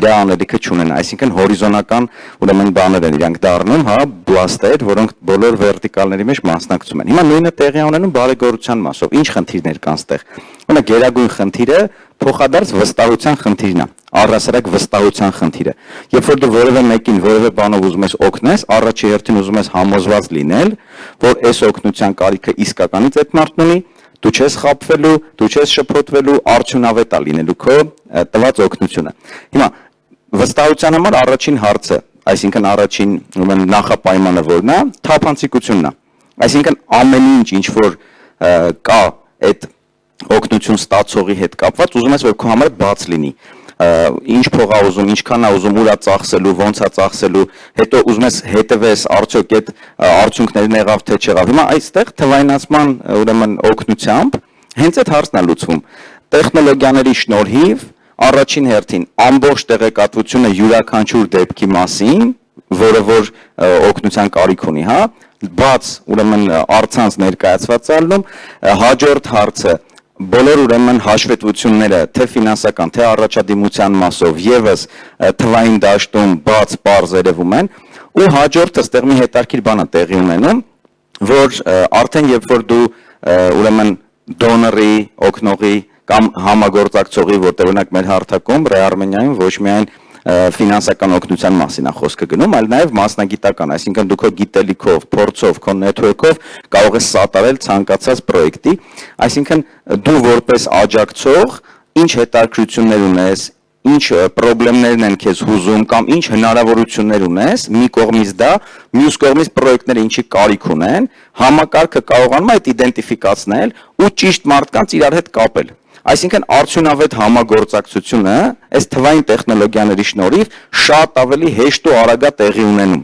Ու եթե այլ պայմաններում մարդիկ կարող չգտնեին իրար կամ գտնելուց նորմալ չհասկանային, այնուամենայնիվ իրանք իրար հետ կարան համագործակցեն թե չէ, այս թվային տեխնոլոգիաների մեծ տվյալների մշակման նաև շնորհիվ այդ հարցերի պատասխանները շատ արագ գտնվում է։ Ու իրար օգնելը, իրար հետ արդյունավետ համագործակցելը շատ ավելի ոնց որ արագ ու ոնց որ մեծ ծավալներով էլի տեղի ունենում։ Բայց ամենակարևորը, որտեղ հիմա մենք ինչ-որ ոլորտներից խոսեցինք, դուք բոլորդ մի շարք այլ ոլորտներից կլնեք, հա, որոնց մասին չխոսվեց։ Այդտեղ ամենակարևոր գիտակցությունը դա է, որ թվային տեխնոլոգիաները, вообще թվայնացումը ինքը իրանով ձեր եղած խնդիրները ավելի հեշտ լուծելու համար է։ Այսինքն այդ տեսանկյունից է էլի պետք նայել իմ կարծիքով ու հաստատ նորարարությունները տեղն ունի ու ձեզանից յուրաքանչյուրի գործն այդ նորարարությունը ելնելու էլի։ Դու պետք չի սպասել, որ ինչ-որ մի հատ IT-շնիկ ինչ-որ մի բաժնից կգա ինչ-որ բան կառաջարկի, սովորաբար հենց հակառակ ուրեմն ճանապարհով է զարգացումը տեղի ունենում։ Այսինքն հաշվապահես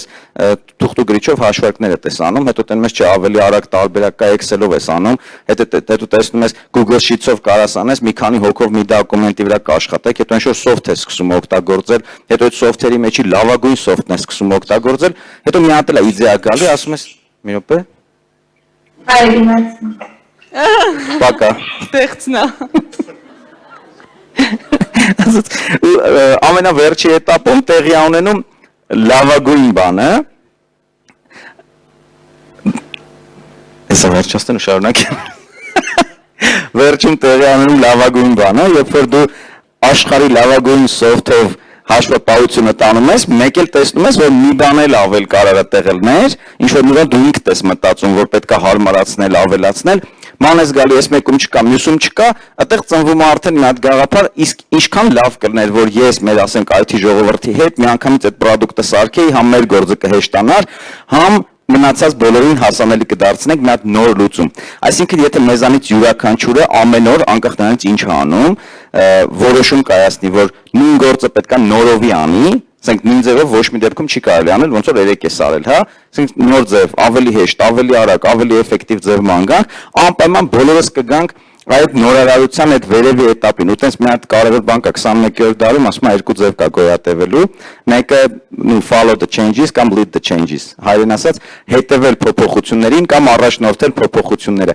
ու երկրորդ տարբերակը բնականաբար մեզ դարձնում է հաղթող, մեր երկիրն էլ այնպեսին ինչպեսին ուզում ենք, իսկ այդ երկրորդ տարբերակով գնալու համար պետք է այդտենց ամեն օր innovation անենք, ու իմ պատկերացմամբ այդ թվայնացումը, այդ Հետո գիտեք, այստեղ տրանսֆորմացիաների մասն ենք խոսում, համոզված եմ ձեզանից շատերը կամ ձեզանից շատերի կազմակերպությունները տրանսֆորմացիայի կարիք էլ չունեն, digital born կազմակերպություններ են, հա, թվային արդեն ծնված։ Ու շատ կարևոր է, որ այդ թվային տեխնոլոգիաները մենք որպես գործիք ընկալենք, մեր նորարարություններով lead անենք այդ թվայնացման process-ն աշխարհում։ Ես վերջը շատ ճոռում հնչեց, բայց ես հաստատ այդ ինդիկատիվն էի, то есть այս հումոր չէի արմել, ասում I mean it։ Այսպես։ Ու վերադառնալով Տիգրանի խոսքին կուզեմ ավելացնել, որ այդ digital transformation-ը ինքը միայն այդ կոնկրետ որոշակի software օգտագործելը չի, հա, ինչ որ ծրագրեր օգտագործելը չի, դա սկսած մտածելակերպից մինչև process-ներ, այսինքն ամեն ինչով իր մեջ ներառում է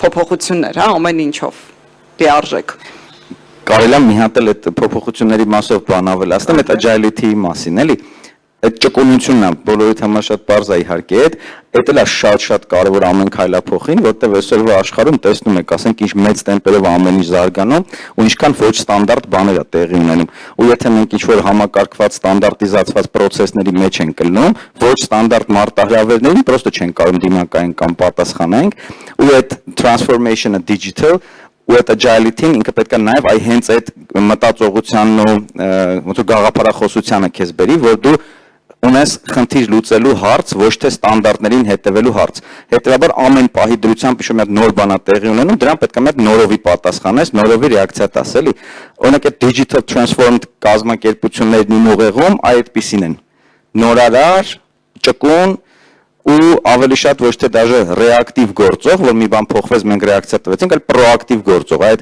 lead the changes, այդ կամպանիաներն են իմ ուղեղում որպես կամ digital born կամ digital transformed համարվում, էլի։ Դա ուզում եք ավելացնել, մերսի շատ։ Շնորհակալություն։ Մեր վերջին հարցն է, ու գալիս ենք բավականին հետաքրքիր ոլորտ։ Մենք խոսեցինք տարբեր ոլորտների մասին, խոսեցինք տարբեր ընկերությունների, տարբեր բիզնեսների տրանսֆորմացիայի մասին։ Այս բանը խոսքը գնալու է պետության մասին, հա, ինչքանով է պետությունը պատրաստ թվային տրանսֆորմացիայի ենթարկվել։ Այս պահին Էստոնիան համարվում է ամենաթվային երկրներից մեկը, ու այստեղ երկու գործարք կա, որը Էստոնիայում չես կարող անել on-line։ Հիմա խնդրում եմ ձեզ քվեարկել, թե որ գործարքներն են դրանք։ Ուրեմն մեկը ամուսնանալն է, երկրորդը ստանալ երկրի քաղաքացիությունը, երրորդը բաժանվելն է, ամուսնալուծվելն է,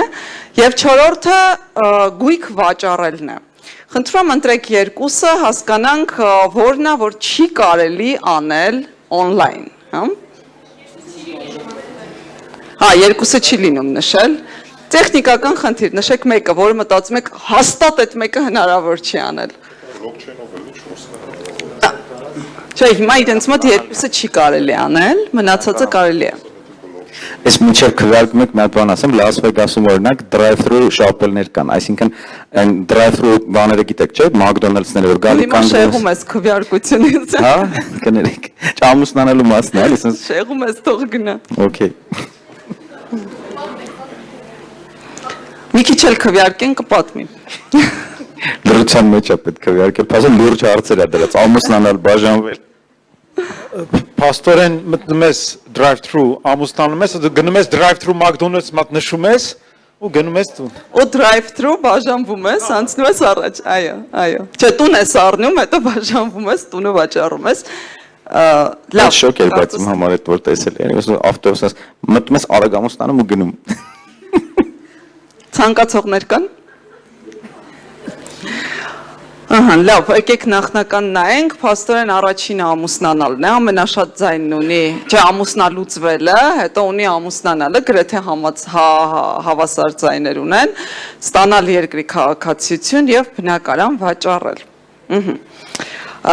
Եկեք մի քիչ Անահիտին խոսեցնենք, մինչև այդ մարդիկ թող շարունակեն քվեարկել։ Անահիտ, իրականում ձեր համակարգերով մարդը ծնվեց, այդ պահից հայտնվում է ձեր համակարգում ու անընդհատ առնչվում է պետական այդ ամբողջական շղթայի մեջ մինչև մահը, նույնիսկ մահից հետո, մահվան վկայական, հա։ Այսքան տրանսֆորմացիա է տեղի ունենում, մենք բոլոր շատ տարբեր ոլորտներից խոսեցինք ու փորձը ցույց է տալիս, որ պետությունը մի քիչ ավելի դանդաղ է, քան բիզնեսը, հա։ Ինչ կասեք այս մասով, ինչ տրանսֆորմացիա է տեղի ունենում հենց պետական համակարգում ու ինչ է անհրաժեշտ, որպեսզի այդ տրանսֆորմացիան մի քիչ արագանա։ Նախ ոչ թե ծնվելու պահից, այլ մինչև ծնվելը։ Մինչև էլ Մահվան նպաստ է ստանում եւ այո, մահից հետո էլ մահվան նպաստ է ստանում, այսինքն ամենաերկար ցիկլը պետության թվայնացման այդ process-ների մեջ է անցնում։ Հիմա հարց շատ օբյեկտիվ եւ շատ ճշմարիտ, ես որպես քաղաքացի այդ հարցը միշտ տալիս եմ։ Ինչու է պետությունը հետ մնացած բոլոր process-ներից, թվային process-ներից։ Առհասարակ թվային փոխակերպումը շատ ավելի արագ է տեղի ունենում, քան մարդիկ կարողանում են դա ընկալել։ Մենք հայտնում ենք TikTok-ում, հետո սկսում ենք մտածել, պետք է թե այս մի հատ վիդեոն պիտի չգցեի ամեն դեպքում կամ կիբերանվտանգության սկզբունքները պաշտպանվեցին, թե չէ իմ անձնական տվյալները հիմա որտեղ են լողում։ Իսկ պետության համար շատ ավելի բարդ է, որովհետև կան իրավական նորմեր, որ պիտի համապատասխանեցվի։ Կա համակցում այլ համակարգերի հետ։ Կա կոնցեպտներ, որոնք միենակ Հայաստանի համար չեն, դրանք բոլոր երկրների համար են։ Կա ազգային մենտալիտետ, ընկալում։ Այ Էստոնիային եք օրինակ բերել, բայց նորդիկ երկրներում այս թվային փոխակերպումը նույն էստոնական նույնպիսի հաջողություն չգրանցեց։ Օրինակ ֆիներին հարցրեցին ու մի կոնֆերանսի ժամանակ ի Էստոնիա հիմնադիրներից մեկը այդ օրինակը բերեց, ասեց Էստոնիայում մարդիկ թվայնացան, որովհետև -25-ի ժամանակ ուղղակի չի կարելի աշխատել, իսկ քանի որ շատ հաճախ է լինում մոտավորապես այդ ջերմաստիճանը, ստացվեց, որ հիմնականում պիտի տանը մնան, ուրեմն թվայնացան, որպեսզի աշխատեն։ Իսկ ֆիների մոտ էլի եթե -25 է, ինչու չթվայնացավ հարցնչեց, որովհետև կան բաղնիքներ։ Իսկ ֆիները սիրում են գնալ այդ բաղնիքներում ժամանակ անցկացնել ու իրանք շատ հավեսով շարունակեցին իրենց կյանքը վարել։ Ես երկար տարիներ ապրել եմ Չինաստանում եւ գիտեմ, որ այնտեղ են իրանք իրենց ասում են innovation nation, այսինքն տատիկները իրար հետ cashback-երի application-ներ են share անում։ Մեզ մոտ մարդիկ սիրում են սոցիալական շփում։ Եվ երբ որ մարդուն ասում ես on-line դիմիր, նա նախընտրում է գա աղջիկ ջան, մի հատ էս կօգնես դիմումը լրացնեմ։ Ու այդ ամեն ինչը շատ դանդաղ է ընթանում։ Հետո երկրորդ խնդիրը, որ երևի թե իրավական նորմատիվային ակտերն են, մենք ինքնուրույն միավոր չենք։ Հայաստանը միջազգային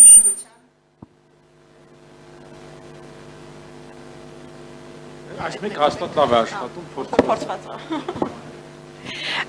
Իրականում Հայաստանը ընդհանուր միջազգային հանրության մաս է եւ մենք ունենք թվային տարբեր օրակարգեր։ Մենք Եվրոպական միության հետ համագործակցության շրջանակներում ունենք digital transformation, որի համակցումը պիտի համադրենք մեր գործընթացների հետ։ Մենք ունենք Եվրասիական թվային օրակարգ, որի հետ պիտի համադրենք եւ ունենք նաեւ խնդիրներ համաչափ զարգացման հետ։ Մի օրինակով ձեզ բացատրեմ խնդիրը։ Օրինակ մենք ստեղծել ենք Work for All հարթակը, որը ենթադրում է, որ on-line կերպով կարելի է գրանցվել աշխատանքի CV բացել եւ հետագայում դիմել պետական ծրագրերի։ Թվայնացման process-ում մեզ պետք է դիպլոմների թվայնացված մոդելը, բայց կրթական ոլորտում չունենք այդ համակարգերի թվայնացումը։ Այսինքն նույնիսկ եթե մի նախարարություն նախաձեռնում է թվային տրանսֆորմացիա, մյուս նախարարությունները եթե չեն անցել դեռևս այդ փուլերը, նրանք չեն հասցնում համաչափ համակցում ապահովել եւ դրա համար դանդաղում է ողջ process-ը։ Հիմա խոսենք օբյեկտիվ խնդիրների մասին։ Իսկ ինչու է դանդաղում process-ը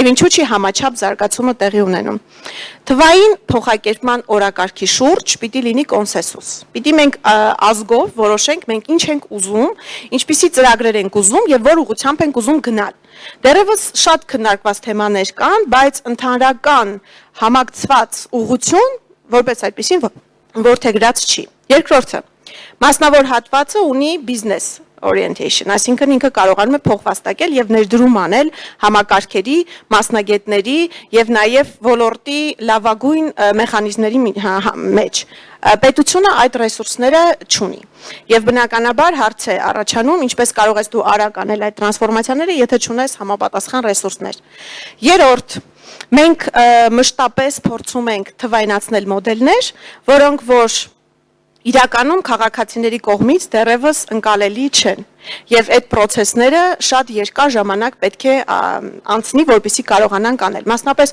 սոցիալական ոլորտը ունի նաև տեղեկատվական տեխնոլոգիաների կիրառելիության խնդիր, այսինքն մեր շահառուները շատ հեշտ կիրառող չեն այդ համակարգերը եւ պետք է մի հատ նրանց կրթական մակարդակը բարձրացնել ամբողջ հանրության եւ հետո մատուցել թվային ծառայությունները։ Նույն էլեկտրոնային ծառայությունները դժվար մենք կարողանանք առաջարկել օրինակ նպաստառուներին կամ թոշակառուներին։ Եվ այս համակարգերի համակցումը դանդաղեցնում է ընդհանուր process-ները։ Ընդհանուր առմամբ նաև այլ մենեջմենտի հետ կապված խնդիրներ կան։ Այ մենք այսօր agile-ի մասին ենք խոսում։ Ես ուզում եմ ասել, որ կառավարման համակարգերում agile level God-ը, որովհետև դու ստիպված ես անընդհատ փոխել։ Ինչ են իրենք ուզում սկզբում ու վերջում ինչա ստացվելու, այդ անընդհատ process-ը խառնում է քո համակարգը։ Վերջում դու ստանում ես մի product, որի իրավական հիմքն էլ դեռ չկա։ Եվ հետո սկսում ես ադապտացնել, փոխել, մեխանիզմներ անել եւ այն ժամանակ, երբ որ մենք ասում ենք proactive, agile profile եւ այլն, եկեք ես ձեզ բոլորիդ հրավիրում եմ 2 ամիս աշխատեք այդ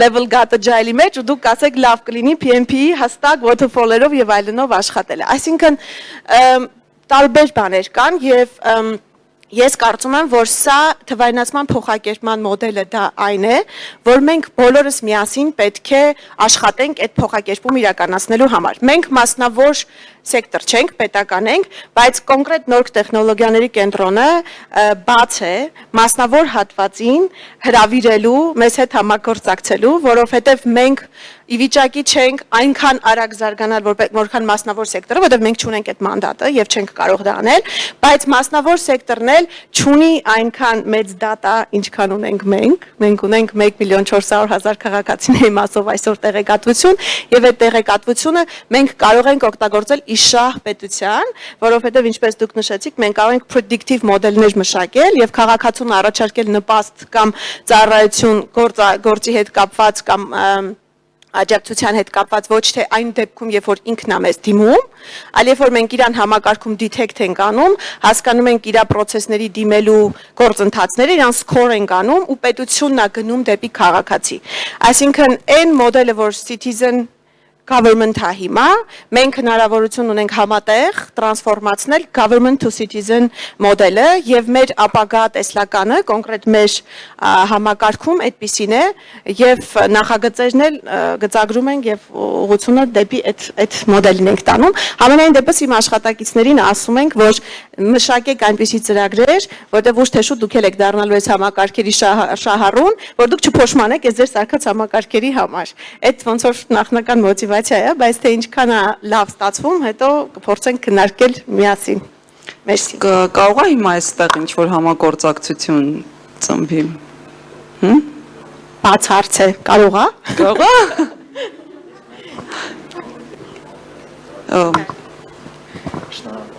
Մի հատ բան ուզում ասել, այդ ձեր ասած խնդրի հետ կապված շատ կարևոր բաներ նշեցիք, որպեսզի տեխնոլոգիաները մարդիկ սկսեն օգտագործել, դրանք պետք է մարդկանց կյանքը հեշտացնեն ավելի, ոչ թե բարդացնեն, ու հաճախ լինում է տարբեր պետական ստրուկտուրաներում էլ բիզնեսներում էլ լինում, երբ որ դու կարծես թե թվայնացման ես գնում, ինչ որ բան քեզ թվում է ավելի լավացնում ես նոր տեխնոլոգիա բան, բայց այդ մարդու գործը մի քանի անգամ ավելի բարդացնում ես։ Դրա լավ օրինակեր են, որ բանով application-ով տան լույսը անջատելու մի հատ բան էին արել, հնարավորություն էին տվել, որ մինչև դու այդ app-ը բացում ես, մինչև գտնում ես, որ լամպաշկեն ես ուզում անջատես, ասենք մի հատ կտցնում ես, լավ չի աշխատում, մի հատ դրես կտցնում, այդ ընթացքում գնում ես կնոպկեն սխվում ես, выключателը սխվում ես, հարցը փակվում է, էլի 4 անգամ ավելի արագ։ Այդ շատ կարևոր է։ Դրա փորձում ենք Իդրամի ժամանակ ենք ունեցել 2004 թվականին, որ համակարգ էինք ստեղծում վճարային ու բոլորն ասում էին ինտերնետ չկա, դուք ինտերնետային փող եք սարքում, ես ինչ խաբարա չի աշխատելու հաստատ,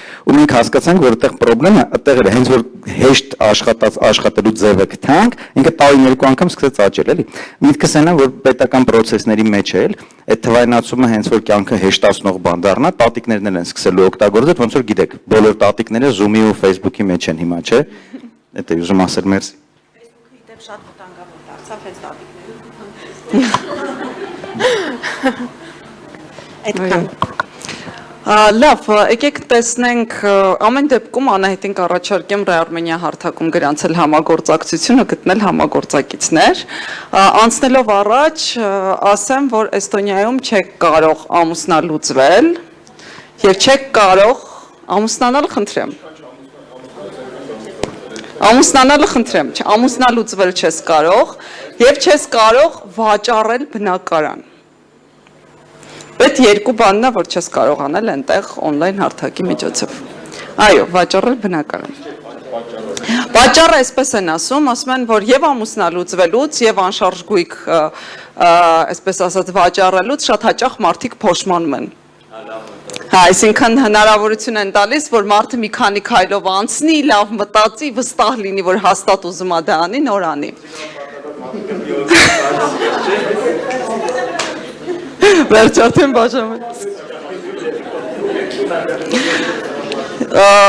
Ժողովուրդ, մենք 13 րոպե ունենք ընդամենը ու ունենք հնարավորություն հարցերի, բայց ոնց որ զգում եմ արդեն մարդիկ հոգնել են, շատ են հոգնել, Հետևաբար գիտեք ինչ կառաջարկեմ, որ մեր պանելիստները դեռ էստեղ լինեն, հա, միջանցքում լինեն, ու դուք կարողանաք մոտենալ ու ձեր հետաքրքրող հարցերը հենց անձամբ իրենց տակ առաջարկեք համագործակցություն, ամենակարևորը, Անահիտ